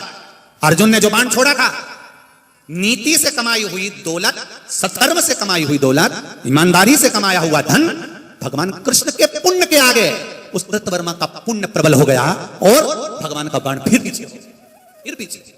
अब जरा विचार करना, शिव महापुराण की कथा कहती है दूसरे नंबर का जो बाण कृतवर्मा ने छोड़ा था, वो बाण था, किसी का दिल दुखाया नहीं हो मैंने जिंदगी में, नीति की कमाई करी हो, अनीति की नहीं, तो वो मेरा बाण विजय होगा, ये निश्चित है। मत दुखाओ किसी के मन को, पुण्य मिलेगा, पुण्य प्राप्त होता है। अगर आपने किसी का दिल दुखाया और खूब कमा भी लिया, खूब कमा लिया साहब, दिल दुखा के आपने किसी की जमीन पर कब्जा कर लिया, किसी का प्लाट पर कब्जा कर लिया, किसी का प्लाट खरीद लिया, कहीं उसका दिल दुखाकर, कहीं उसका मन दुखाकर आपने ढेर इकट्ठा करा, कितने दिन चलेगा? कितने दिन यहां सुख भोग लोगे, पर ऊपर तो तेरा क्या होगा रे कालिया, वो तो अंदाजा तुझे लगाना पड़ेगा। देहाची तिजोरी भक्ति चाच ठेवा, उघड़दार देवा आता, उघड़दार उघड़दार देवा आता, उघड़दार देवा। अब ये देह की तिजोरी में चाहो तो भगवान का भजन कर लो, राम नाम, कृष्ण नाम, शिव नाम रख लो, और चाहो तो इस देह की तिजोरी में तुम संसार के काम, लोभ, आसक्ति, वासना, तृष्णा को रख लो। वैसे तो मैं जानता हूं कि मालेगांव के लोग, महाराष्ट्र के लोग चतुर बहुत होते हैं, अपनी अलमारी में अटाला नहीं रखते, कबाड़ा नहीं रखते, अलमारी में, तिजोरी में अच्छी अच्छी चीजें रखते हैं। ये आप में से कितने लोग हैं जो तिजोरी के अंदर अपनी साड़ी रखते हो? अरे बोलो तो जम के, रखते कोई तिजोरी में साड़ी? कोई नहीं रखता। स्टील के बर्तन, बोलो बोलो बोलो जम के जरा, नहीं रखता। भांडा, हंडा, जूता और डेंटिंग पेंटिंग का डब्बा, अरे बोलो रखे कोई? नहीं रखे। नहीं ओवर ऐसा होता ना मगर जैसे मुंह का, वो कोई तिजोरी में रखता है क्या? है? नहीं रखता है ना। अब ये सब जितनी भी चीजें हैं सब अटाला की है, सब कबाड़े की है, इसको कोई तिजोरी में कौन रखेगा? किसी ने भी ये सामान तिजोरी में नहीं रखा। तिजोरी में क्या रखा? कहा सोने का सामान, चांदी का सामान, चांदी के बर्तन, हीरा की अंगूठी, कान का, नाक का, सारा जेवर और रोकड़ा सब तिजोरी में। और रोकड़ा भी कौन सा? 5 का और 10 का नोट नहीं। माता इधर से इशारा कर रही है, अब उत्तर में समझ जाओ। कितना? 2000 का नोट। कितनी चतुर है रे डोकरियों ने, 2000 का नोट रखा, इन्हें हल्का फुल्का तो रखा ही नहीं। और इतनी चतुर चतुर माताएं हैं, इनके पास अगर खुला खुला इकट्ठा भी हो जाता है ना, तो एक दिन उसको चुपचाप से बंधक करवा लेती है, चुपचाप से उसको बंधक करवा के और तिजोरी में धर देगी। छोटा नोट तो रखे ही नहीं, 10-5 का तो होना ही नहीं। 20 रुपया, 10 रुपया, 50 रुपया, 100 रुपया कोई तिजोरी में नहीं रखे, सब रखे बड़ा नोट। अच्छा सामान तिजोरी में रखते हैं, इसलिए देहाची तिजोरी भक्ति चाच के उघड़दार देवा, उघड़दार। ये अटाला रखता ही नहीं कोई, यहाँ तो सब अच्छा रखने वाले हैं। बस इतना सा निवेदन है कि देहाची तिजोरी में जब तुम भगवान के नाम को रखोगे तो उसमें श्रेष्ठता है, कवाड़े को रखोगे उसमें श्रेष्ठता नहीं है। राम नाम, कृष्ण नाम, शिव नाम, भगवान की भक्ति को रखिए। गलत चीज मत रखना, निंदा, चुगली, बेईमानी, कपट, ये सब आप पीछे हटा दीजिए। इसका कोई सुख नहीं, इसका कोई नहीं।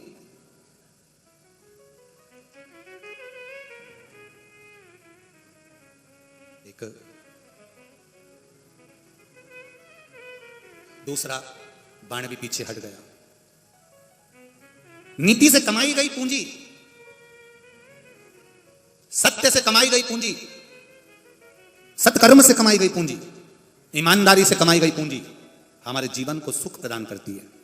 हम आप लोगों से एक बात अच्छे से कहना चाहेंगे, किसी का पड़ा हुआ अगर मोबाइल भी मिल जाए ना, तो उसको अलाउंस करवाकर उस तक पहुंचाने का जवाबदारी तुम्हारी होना चाहिए। किसी का पड़ा हुआ अगर मोबाइल भी मिल गया तो ना जाने वो घर पर जाकर हमारे कितने लाखों रुपए को राख में मिला देगा, ना जाने खड्डे में ले जाकर पटक देगा। ऐसा मोबाइल भी हमको किसी का नहीं चाहिए। किसी का एक धन, एक कौड़ी भी बेकार नहीं चाहिए, एक कौड़ी भी हमको बेकार नहीं चाहिए, एक कौड़ी भी।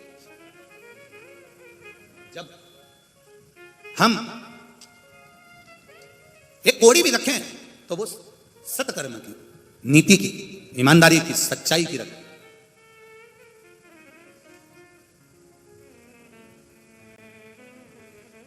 सच्चाई की। कर्तवर्मा ने कहा, मैंने अगर अपने जीवन में अपने परिवार का पालन करा और नीति से करा हो, सत्कर्म के साथ करा हो, अच्छाई के साथ करा हो, तो मेरा जो बाण छोड़ रहा हूं वो विजय की ओर जाए। छोड़ा भगवान कृष्ण का बाण, अर्जुन का जो बाण था वो टकराया, टकराकर अर्जुन का बाण पीछे हट गया, पर कृतवर्मा का बाण पीछे नहीं हटा। नीति से, ईमानदारी से, सत्कर्म से कमाया हुआ धन पुण्य का धन होता है, और वो पुण्य की कमाई कभी पीछे हटने नहीं देती, आगे ही बढ़ाती है, पीछे नहीं हटने देती, आगे ही। इसीलिए भगवान से कहते रहा करो, झोली ही मेरी तंग है, तेरे यहाँ कमी नहीं, तेरी कृपा से हूं यहाँ। हे बाबा, ये तेरी कृपा है जो मैं यहां तक पहुंचा हूं। अब आया तीसरा बाण, और उस बाण का पुण्य जितने यहां बैठे हैं सबके खाते में है, जो कृतवर्मा छोड़ेगा। जितने यहां बैठे हो, जितने आस्था चैनल पर कथा सुन रहे हो, जितने फेसबुक यूट्यूब पर कथा सुन रहे हो, लाखों और करोड़ों की संख्या में आप लोग कथा श्रवण कर रहे हो, आज आपको गौरव महसूस होना चाहिए कि आपके पास में वो कौन सा पुण्य है, वो कौन सा पुण्य जो कृतवर्मा के पास में था।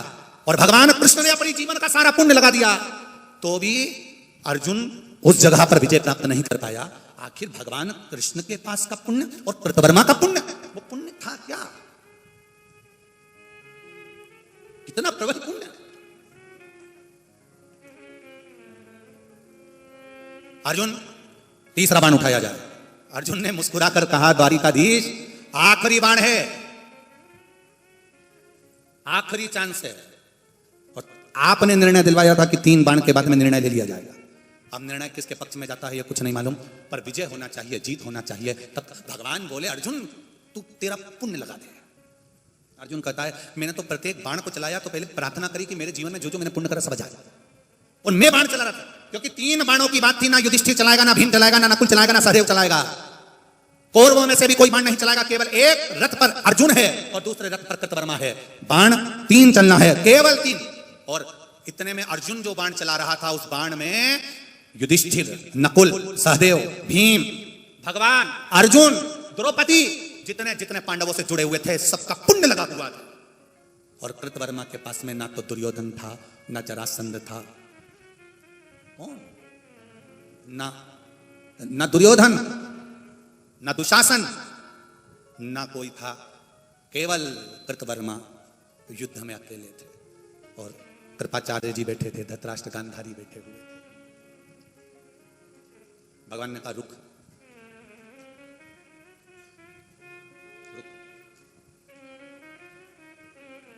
भगवान कृष्ण कुछ देर के लिए रथ से नीचे उतर गए, पीछे कक्ष में जाकर बैठ गए। एकांत में भगवान कृष्ण बैठे, एकांत था। रुक्मणी को भगवान कृष्ण ने याद किया। महाभारत का उद्योग पर्व कभी मौका मिले तो अवश्य पढ़ना। भगवान कृष्ण रुक्मणी को याद किए। रुक्मणी जी भगवान कृष्ण से मिलने के लिए उस युद्ध भूमि में, कुरुक्षेत्र में एकांत में भगवान के पास आ जाती हैं और भगवान के पुण्यों को भगवान देख रहे हैं। भगवान कृष्ण ने रुक्मणी से कहा, मैंने जिंदगी में जो जो पुण्य करा है मुझे वो याद दिलाओ, कि और कितने पुण्य मैंने करे हैं वो मुझे बताओ। रुक्मणी जी पूछती हैं, केवल कृष्ण जन्म के बताऊं कि पूर्व के भी बताऊं?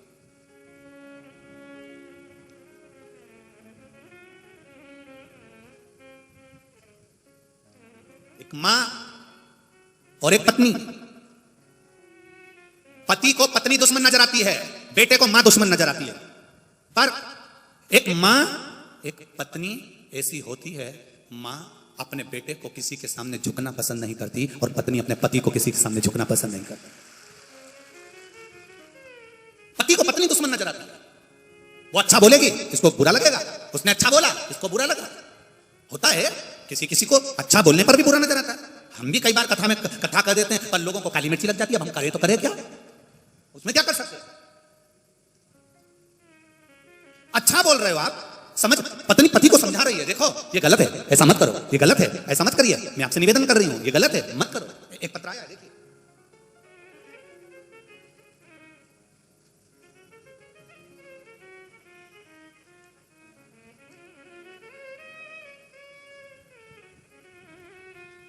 मैं जलगांव महाराष्ट्र से आई हूं। मेरे जीवन में बहुत सारे दुख कष्ट थे, बाबा ने मुझ पर लाज रखी है। मैं बाबा को धन्यवाद देने के लिए आई हूं कि बाबा ने मेरी सुनी और मेरे पति ने मुझको समझा और मुझको समझा तो आज मेरा घर सुधरा। मैं ऐसे पति को भी नमन करता हूं और ऐसी धर्मपत्नी को भी नमन करता हूं। महाराज, नाम तो इसमें नहीं लिखा है, पत्र आप लोग छपा हुआ है तो आप पढ़ सकते हो। जिसने भी लिखा होगा या तो वो खड़े हो जाएंगे। मेरे पति को शराब पीने का बहुत आदत थी और उस वजह से मेरा पूरा परिवार बिखर रहा था। घर से सुख शांति पूरी तरह से निकल चुकी थी। घर में कोई त्योहार जैसा नहीं लगता था। मेरे घर में कर्जे में डूब रहे थे। घर में रोज कोई ना कोई कारण होता था, झगड़ा होता था, पूरा परिवार कर्जे में डूब चुका था। दारू में, शराब में सब नष्ट हो गया था। 2021 में मैंने पहली बार आपकी कथा मोबाइल पर सुनी। जिसने पत्र लिखा हो वो खड़ी होकर हाथ हिला सकते हैं। मैंने 2021 में मोबाइल पर पहली बार कथा सुनी, तब से मैं रोज एक लोटा जल महादेव को चढ़ाने लगी। थोड़ी देर में भगवान के पास में बैठती, मेरे हृदय को शांति मिलती। मेरे घर में बहुत क्लेश होता, कर्जा भी बहुत था। थोड़ा समय निकाल के मैं बाबा के पास चली जाती। घर के लोग गालियां भी देते, कहाँ चल दी, ढोंग में पड़ी है, सियोर वाला महाराज के चक्कर में पड़ी है। अब शराब का नशा तो शराब का नशा होता है। गालियां भी खूब पड़ती थी, फिर भी मैं महादेव को भजती थी। एक दिन मेरे पति की तबीयत बहुत खराब हो गई, इतनी खराब हो गई उनको हॉस्पिटल में एडमिट कर दिया गया। और मैंने महादेव से कहा, मैंने तो अच्छा काम किया था, रोज एक लोटा पानी चढ़ाती थी, फिर मेरा पति की हालत ऐसी कैसे हो गई? डॉक्टर ने कह दिया कि ये बहुत ज़्यादा ही गड़बड़ हो गए हैं, बहुत समय की अवस्था निकल चुकी है, कुछ कह नहीं सकते। तब मैंने महादेव से प्रार्थना करी, मैंने एक लोटा जल चढ़ाया। मेरे परिवार वालों ने मुझे गाली दी। मेरा पति मुझे गाली देता था, परिवार वाले गाली देते थे, तो भी मैंने शिव जी को जल चढ़ाया है। आज मेरा सुहाग जाने मत देना। मैं बाबा से विनती करी, डॉक्टर ने कह दिया ये नशा करते हैं इसलिए इनकी हालत ऐसी हो गई है। अगर ये नशा छोड़ सकते हैं तो हो सकता है कि सुधार हो जाए। गुरुजी, मैं मंदिर गई, एक बेलपत्र जल लेकर आई, बाबा से कहा अब इनको सही आपको करना है। मैंने जल और बेलपत्र दी। हॉस्पिटल में मेरे पति ने उसी दिन उस बेलपत्री को हाथ में लेकर सौगंध खा ली कि आज के बाद मैं मदिरा नहीं पीऊंगा। आज 6 से 7 महीने हो गए, मेरे पति ने शराब को हाथ नहीं लगाया, मेरे पति भी ठीक हैं और उनका स्वास्थ्य भी ठीक है और मेरा घर कर्जे से वापस उबर गया और बाबा ने हमको फिर आगे लाकर बिठा दिया। ये शिव तत्व है। इसको शंकर कहते हैं, इसको मेरा महादेव कहते हैं। इतने पत्र हैं कि इनको पढ़ना, इनकी एक एक चीजों का स्मरण करने के लिए भी समय चाहिए इनको पढ़ने के। इसमें कई लोगों ने अपने अपने डॉक्टरों की रिपोर्ट लगाई। एक पत्र देखिए, हम तो पढ़ ही नहीं पा रहे हैं, जहां बच्चों के फोटो तक इन्होंने लगा दिए हैं। मेरा नाम कविता विनोद पवार, मेरा गांव लामकानी, तहसील जिला धूलिया है। कहीं बैठे हो तो हाथ दिलाइएगा। आप ही हैं?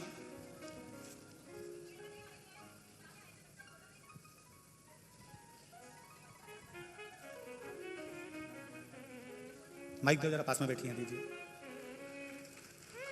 इस बच्चे की दशा के फोटो आप देखेंगे और इस बच्चे की हालत देखेंगे। ये 7 साल से बच्चा 7 वर्ष की अवस्था से बोला नहीं था। कहाँ से आए आप? ये औरंगाबाद जिला टीवी सेंटर वहां से आया औरंगाबाद से। ये बच्चा 7 साल से बोल नहीं पा रहा था। इसकी मम्मी ने आपकी कथा सुनी। आपकी कथा सुनने के बाद 3 बार पशुपति व्रत किए। उसके बाद में शिवजी पे जल चढ़ाया, बच्चे को लाखों पिलाया और बच्चे की माँ मेरे साथ में खत भी नहीं लिख पा रही थी। बाबा जी, मैंने उनका खत लिखा, आपके पास में पहुंचाया और ये बच्चा आपकी कृपा से बोलने लगा है। नमस्ते श्री शिवाय नमस्ते। और रोइए मत, खुश होइए, बाबा ने आवाज वापस दे दी 7 साल बाद। और क्या चाहिए? हर हर महादेव। जगह से आई हूँ। बाबा की बेटी श्री शिवाय नमस्ते। इसको कहते हैं हृदय की खुशी। जिस बालक को 7 वर्ष से वाणी नहीं थी, मेरे महादेव ने उसको वाणी दे दी। श्री शिवाय नमस्ते। ये शब्द है मेरा बाबा, शिव कोई दूसरा नहीं है। माता जो वाणी बोले वो शंकर है, पिता जो वाणी बोले वो शंकर है, गुरु जो वाणी बोले वो शंकर है। और आपके जीवन में जैसे भाव प्रकट होते हैं वो दूसरा कोई नहीं, मेरा शिव ही प्रकट करता है, उसके सिवा कोई नहीं कर सकता। शिव तत्व को हमें जाने। शंकर, ये देखो इस बच्चे की हालत क्या कहती है, जिसका फोटो तक देखने में अपने को बहुत भयानक हृदय का छोट जाए, उस बच्चे की हालत क्या होगी, छोटे से बच्चे की। जरा विचार करिए, जो पूर्ण तरह से जल चुका हो, अंतिम सांसें जिसकी चल रही हो, मां भी पछीट रो रही हो, उस पत्र को ये तो देखिए। मेरा नाम कविता विनोद पवार, मैं गांव लामकानी, तहसील जुलिया धूलिया से आई हूं। कहीं बैठी हो तो हाथ जरूर हिलाएंगे और जहां भी बैठी हो दोनों हाथ अवश्य हिलाएं। मेरे भाई का बेटा वंश उम्र 2 साल का है, जिसका फोटो आपको दिखाया। 29 अगस्त 2022 के दिन 12 लीटर गर्म दूध के बर्तन में खेलते खेलते गिर गया। दूध के बर्तन में गिरा, उस दूध के 12 लीटर दूध जिस गर्म पात्र में उकल रहा था, उसके अंदर वो 2 साल का बेटा चले गया। मालूम नहीं पड़ पाया, उसी में उकलता रहा। डॉक्टरों ने उसका शरीर देखा, जो कि शरीर पूरा जल चुका था, केवल चेहरा थोड़ा सा बच गया था। हम उसे औरंगाबाद के बेमडे हॉस्पिटल में लेके गए। वहाँ उसे इलाज का खर्च डॉक्टर ने करीबन 10 से 12 लाख बताया। कोई गारंटी नहीं दी कि ये बच्चा बचेगा कि नहीं बचेगा। हमने सोचा अपनी छोटी सी चाय की दुकान और टापरी है, उसको भी बेच दो, पर एक बार बच्चे को तो बचा लें। बड़ी रकम जमा करना थी, कुछ भी नहीं था। कुछ थोड़ा थोड़ा पैसा इकट्ठा करा, बाबा से विनती करी, बाबा की कृपा। और उस बच्चे को इलाज के लिए आए हुए हैं क्या? ठीक है, पीछे हाथ हिला दो एक बार। श्री शिवाय। बच्चा भी आया है साथ में। श्री शिवाय नमस्तुभ्यम। बच्चा साथ में आया है? ठीक है, दिख गया। रखिए, गोदी में रखो उसको। बाबा से विनती करी, बाबा बच्चे को बचा लेना। शरीर आधे घंटे के बाद डॉक्टर ने बोल दिया कि इस बच्चे का प्राण शायद चल नहीं रहे, क्योंकि उसका पूरा शरीर जल चुका है। पैसों की भी दिक्कत अपना साथ दे रही थी, बच्चे को बचाना मुश्किल था। 5 सितंबर 2022 के दिन अचानक वंश की तबीयत ज़्यादा खराब हो गई और उसके हृदय की धड़कन चली गई। वंश पूरे शरीर से जूझ रहा था, समाप्त हो गया था। एसपीओ लेवल कम हो गया। बच्चे का आंखों में हम लोगों के जल था। उसी वक्त बाबा की कृपा से भोलेनाथ जी पर एक लोटा जल किसी के कहने पर हॉस्पिटल में कोई ने कहा चली जा। मैंने सीहोर वाला महाराज की कथा, बच्चे का आंखों में हम लोगों के जल था। उसी वक्त बाबा की कृपा से भोलेनाथ जी पर एक लोटा जल किसी के कहने पर हॉस्पिटल में कोई ने कहा चली जा। मैंने सीहोर वाला महाराज की कथा में सुना है, एक लोटा जल तो चढ़ा। एक लोटा जल चढ़ा कर आई, बाबा का जल लाकर उसका शरीर काम करना बंद कर दिया था, हिलना डुलना बंद कर दिया था। उसके मुंह में वो पानी की एक बूंद दी और आज मेरा बेटा ठीक होकर मेरे साथ पंडाल में आया है। मैं प्रणाम करती हूँ। आया है बाबू, एक बार गोदी में ले लो उसको, हाथ हिला दो। श्री शिवाय। बहुत बहुत आओ, स्वस्थ रहिए, आनंद में रहिए। बच्चे का फोटो जिस समय बच्चा पूर्ण तरह से दूध में उकल चुका था।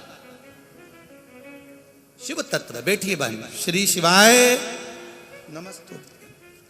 शिव तत्व किसको कहते हैं? शंकर का गुणगान, शिव का स्मरण, भगवान शंकर का मंत्र जाप किसको कहते हैं? ये वही समझ सकता है जिसके भीतर शिव समाया होगा।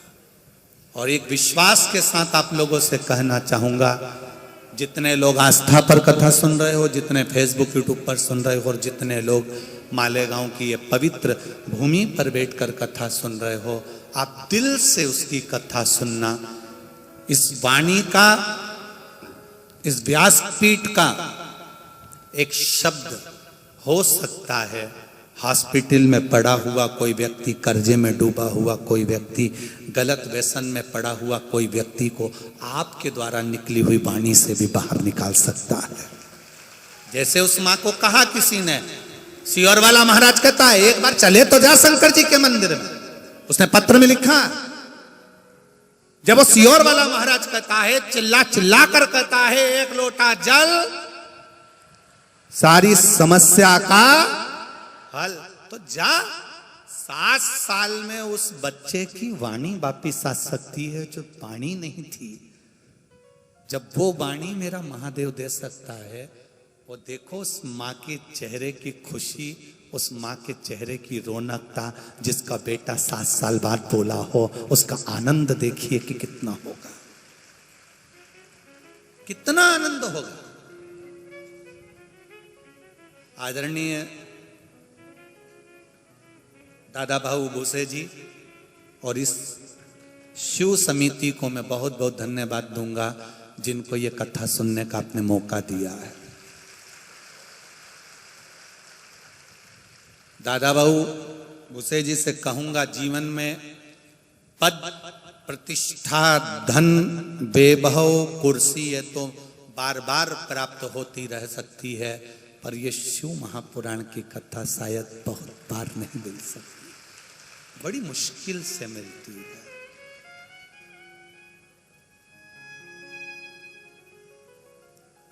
बड़ी मुश्किल से। कल एक पत्र पढ़ा, उस पत्र में जब मैंने शाम को बच्चों से कहा, अमित से, कि मेरे को वो बच्ची ने भुसावल से जो वीडियो भेजा है वो मुझे दिखाओ। उस वीडियो को जब मैंने देखा तो मेरी आंख में भी आंसू थे। जिस बेटी को 3 बार सांप ने डसा हो और वो बेटी कहती हो कि भोलेनाथ आया, नंदी पर आया, और बेटी कह रही है, उसका शब्द जब मैंने वीडियो में सुना कि माँ वो सीहोर वाला महाराज श्री शिवाय नमस्तुभ्यम कह रहा था और मैं प्राण वापिस आ गए थे। उस बेटी को नमन करता हूं जिसके भीतर शिव तत्व इतना समाया। हमारे पास ना तो कोई बेल है, ना कोई भभूति है, ना हम मंत्र जानते हैं, ना कोई हमारे पास में विद्या है। केवल ये शंकर है, शिव महापुराण की कथा है और आप लोगों का विश्वास है। जिस विश्वास से सुनोगे, मेरा महादेव खाली नहीं छोड़ेगा, ये झोली भर कर देगा। ये कथा तो 29 तारीख को विराम हो जाएगी। 2 तारीख को छत्तीसगढ़ के कोकनी गांव में ये कथा फिर प्रारंभ हो जाएगी। जिस कथा का नाम रहेगा आशुतोष शिव महापुराण की कथा। भगवान देवाधिदेव महादेव का एक आशुतोष स्वरूप भगवान शंकर को जानने का मौका मिलेगा। शंकर भगवान के बेलपत्र के वृक्ष के नीचे हल्दी का जल, बेलपत्री के उस पत्ते का जल चढ़ाने का महत्व हमको जानने का मौका मिलेगा उस छत्तीसगढ़ की कोकणी गांव में। आज हम पुण्य को जानने बैठे हैं, उस दिन हम जानेंगे कि उस पुण्य का, उस जल का आशुतोष भगवान शंकर का एक नाम है। उस शिव को जानने का मौका मिला।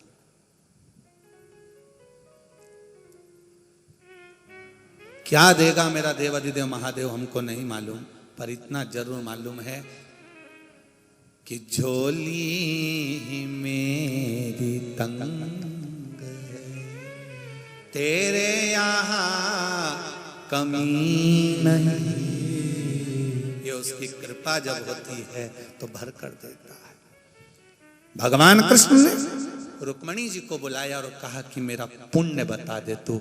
रुक्मणी धर्म पत्नी और एक मां, ये पति को पत्नी के शब्द बुरे लगते हैं, बेटे को मां के शब्द बुरे लगते हैं, पर मां और पत्नी एक ऐसी होती है जो अपने पति को कभी झुकता हुआ देखना नहीं चाहती, शान से जीना देखता हुआ चाहती है।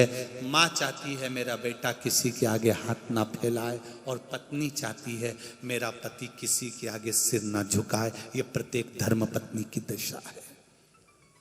प्रत्येक धर्म,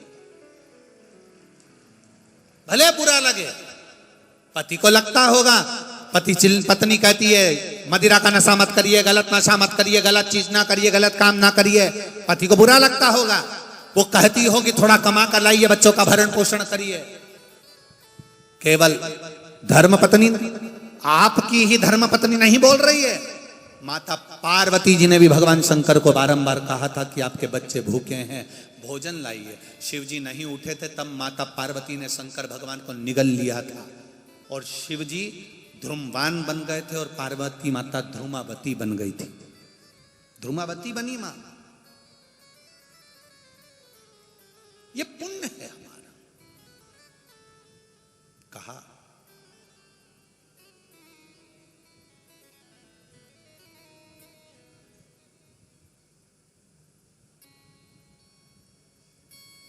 और वो भगवान शिव की जो भक्ति है, खाली ना जाता कोई दर से,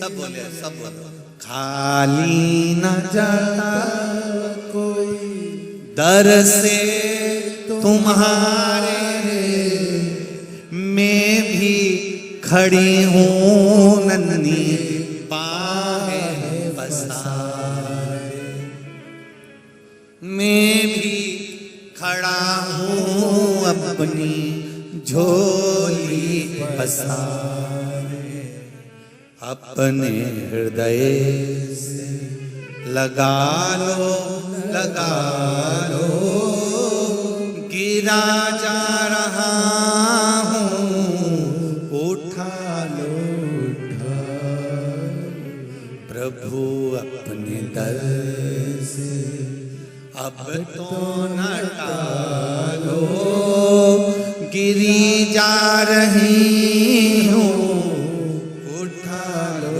उठा लो। बाबा तेरे दरबार से कोई खाली नहीं गया, तेरे द्वार से कोई खाली नहीं गया, तो सबका ललाट लिख देता है। मैं भी तो शिव महापुराण की कथा में आई हूं बाबा, बहुत दूर से आई हूं, ना जाने कितने धक्के खाकर टीवी के सामने, मोबाइल के सामने, घर में बैठकर, पंडाल में बैठकर कथा सुन रही हूं बाबा। बहुत तकलीफ है इस हृदय को, आप संभाल लो।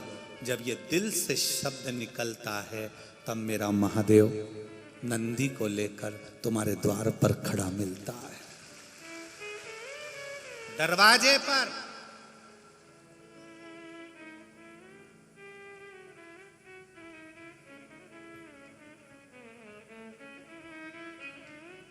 द्वार पर मिल जाए। आज कोई कह रहा था गुरुजी इतने नाटक आते थे टीवियों पर, इतने सीरियल आते थे टीवियों पर, महिलाओं को सबसे ज्यादा शौक था नाटक और सीरियल देखने का, पर जब से शिव महापुराण की कथा चालू हुई तब से नाटक और सीरियल लोग देखना भूल गए। केवल मेरी ये जीजियों को, मेरी ये माताओं को और मेरे शिवाजी की माता जैसी जीजाबाइयों को मैं नमन करता हूं, मेरी अहिल्या बाई को नमन करता हूं, मेरी मुक्ताबाई को नमन करता हूं, मेरी आई को नमन करता हूं। इसीलिए महाराज देहाची तिजोरी भक्ति चाच ठेवा उघड़दार देवा। ए बोड़ा शंकरा हे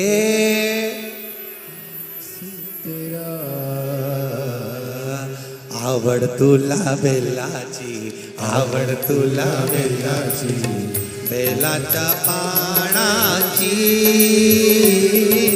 हे बोला शंकरा शंकरा, हे भोला शंकरा शंकरा हे भोला शंकरा। आवड़ तुला बेलाची, आवड़ तुला बेलाची, बेलाचा पाणाची। हे भोला शंकरा हे भोला शंकरा। दोनों हाथों से भाव से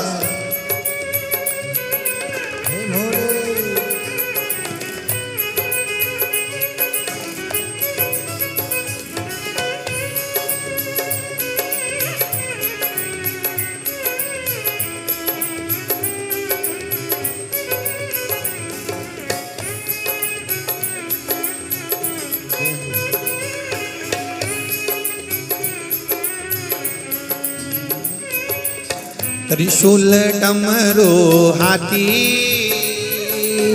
संग नाचे पार्वती। त्रिशूल डमरू हाथी संग नाचे पार्वती हो। ओ त्रिशूल डमरू हाथी संग नाचे पार्वती। त्रिशूल डमरू हाथी संग नाचे पार्वती। ओ आवड़ तुला बेलाची, आवड़ तुला बेलाची, बेलाचा पाणाची। हो भोला शंकरा हे भोला शंकरा शंकरा हे भोला शंकरा हे भोला शंकरा। आवड़ तुला बेलाची, आवड़ तुला बेलाची, बेलाचा पाणाची। हे भोला शंकरा शंकरा हे भोला शंकरा शंकरा हे भोला शंकरा। ओहो।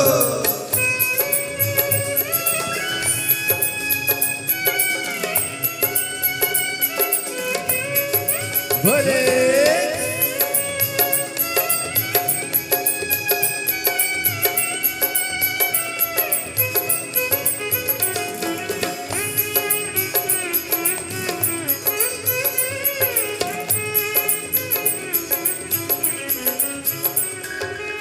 कमरे ले लावली लंगोटी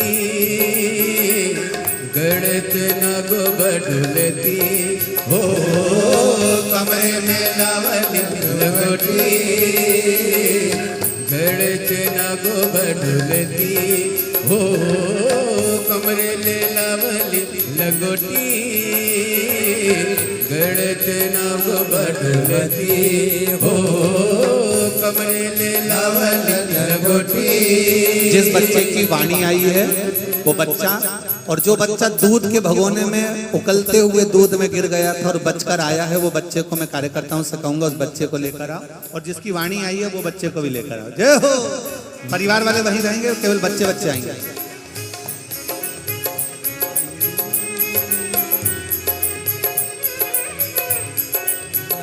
भगवती हो कमरे ले लावली लंगोटी, गड़त न गो बडुलती हो लंगोटी, गड़त न गो बडुलती हो। ओ आवड तुला वेलाची, आवड तुला वेलाची, बेलाच्या पानाची, हे भोला शंकरा शंकरा, हे भोला शंकरा, हे भोला शंकरा, हे भोला शंकरा, शंकरा, हे भोला शंकरा।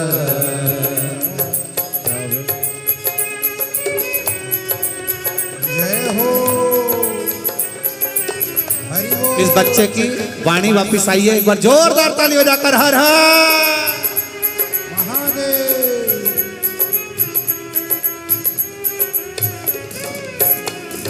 हे भोला शंकरा, हे भोला शंकरा, आवड तुला वेलाची, आवड तुला वेलाची, बेलाच्या पानाची, हे भोला शंकरा, हे भोला शंकरा, शंकरा, हे भोला शंकरा, हे भोला शंकरा, आवड तुला वेलाची, आवड तुला वेलाची, बेलाच्या पानाची, हे भोला शंकरा, हे भोला शंकरा, हे भोला शंकरा, महादेवा, हे भोला शंकरा, शंकरा, गोरा की आ गई बरा। भगवान शिव जी महाराज का सुंदर प्रसंग सुनते हुए हार अपने स्थान पर बैठ जाओ 2 मिनट के लिए, 2 मिनट के लिए बैठ जाओ सभी लोग। भगवान शंकर का मूल मंत्र का जाप करेंगे, उसके बाद में शिव विवाह करेंगे। कथा तो बहुत सारी रही है, तीसरे बाण पर अभी अपन नहीं पहुंचे हैं, 2 बाण पर ही आज की कथा यहाँ विराम रहेगी। कल भगवान कृष्ण के पुण्य का तीसरा बाण और कृतवर्मा के पुण्य का तीसरा बाण कल अपन श्रवण करेंगे बड़े आनंद के साथ। कल की कथा में अपन तीसरे बाण का प्रसंग श्रवण करेंगे, पुण्य का प्रसंग श्रवण करेंगे। सभी लोग बैठकर भगवान शंकर के मूल मंत्र का स्मरण भाव से दिल से करें। श्री शिवाय नमस्तु, श्री शिवाय नमस्तु, श्री शिवाय नमस्तु, श्री शिवाय नमस्तु, श्री शिवाय नमस्तु। भोला सब दुख काटो। देखिए ये शब्द इसलिए बोला जाता है कि आप भी अपने मुख से कहो कि भोला सब दुख काटो, तो बाबा अपने जीवन के सारे दुख काटे। इस भाव से बोलिए भोला सब दुख काटो, ओ भोला सब दुख काटो। शिव शंकर जपते माला, भोले बाबा जपो तेरी माला। भोला सब दुख काटो मारा, ओ भोला सब दुख काटो मारा। भगवान शिव की कथा कह रहे हैं। ये बच्चा जो जलने से बचा, लिया लिया इसको, लिया लाओ जरा। अब माता पार्वती जी भगवान शिव को गले में जयमाला पहना रही हैं, जोरदार ताली बजाएं।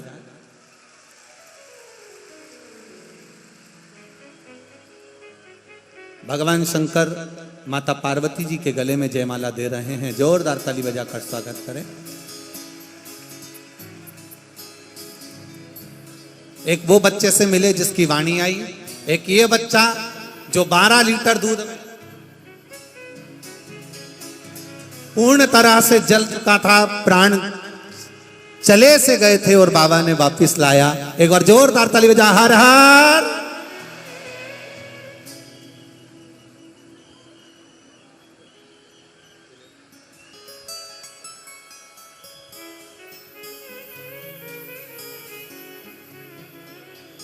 सुंदर भगवान शिव के मंगल प्रसंगों का स्मरण, बहुत सी कथा पुण्य की आनंद लेते हुए कल के प्रसंग को आगे बढ़ाएंगे। आज की कथा को यहाँ विराम की ओर लेते हैं। थोड़ी सी सूचना आशीष जी देंगे और उसके बाद में सुंदर आरती का प्रसंग रहेगा। हर हर। एक बात आप लोगों से कहना चाहता हूँ, बड़े भाव से कहना चाहता हूँ।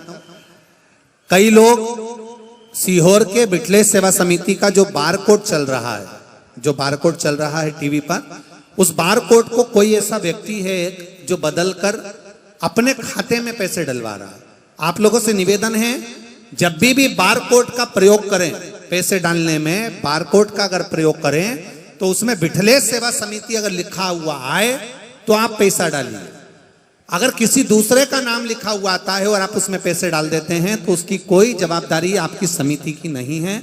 समिति में पैसा पहुंचे तो कुबेरेश्वर बाबा के उस मंदिर निर्माण में, वृद्धाश्रम निर्माण में और जो बाबा का सुंदर भोजन भंडारा हो रहा है उसमें कार्य में आए। आपका पैसा सही जगह पहुंचना चाहिए। हमने आस्था चैनल वालों को भी कहा है कि जो आस्था चैनल पर बारकोड चल रहा है उसके साथ में कोई खिलवाड़ कर रहा है तो हमने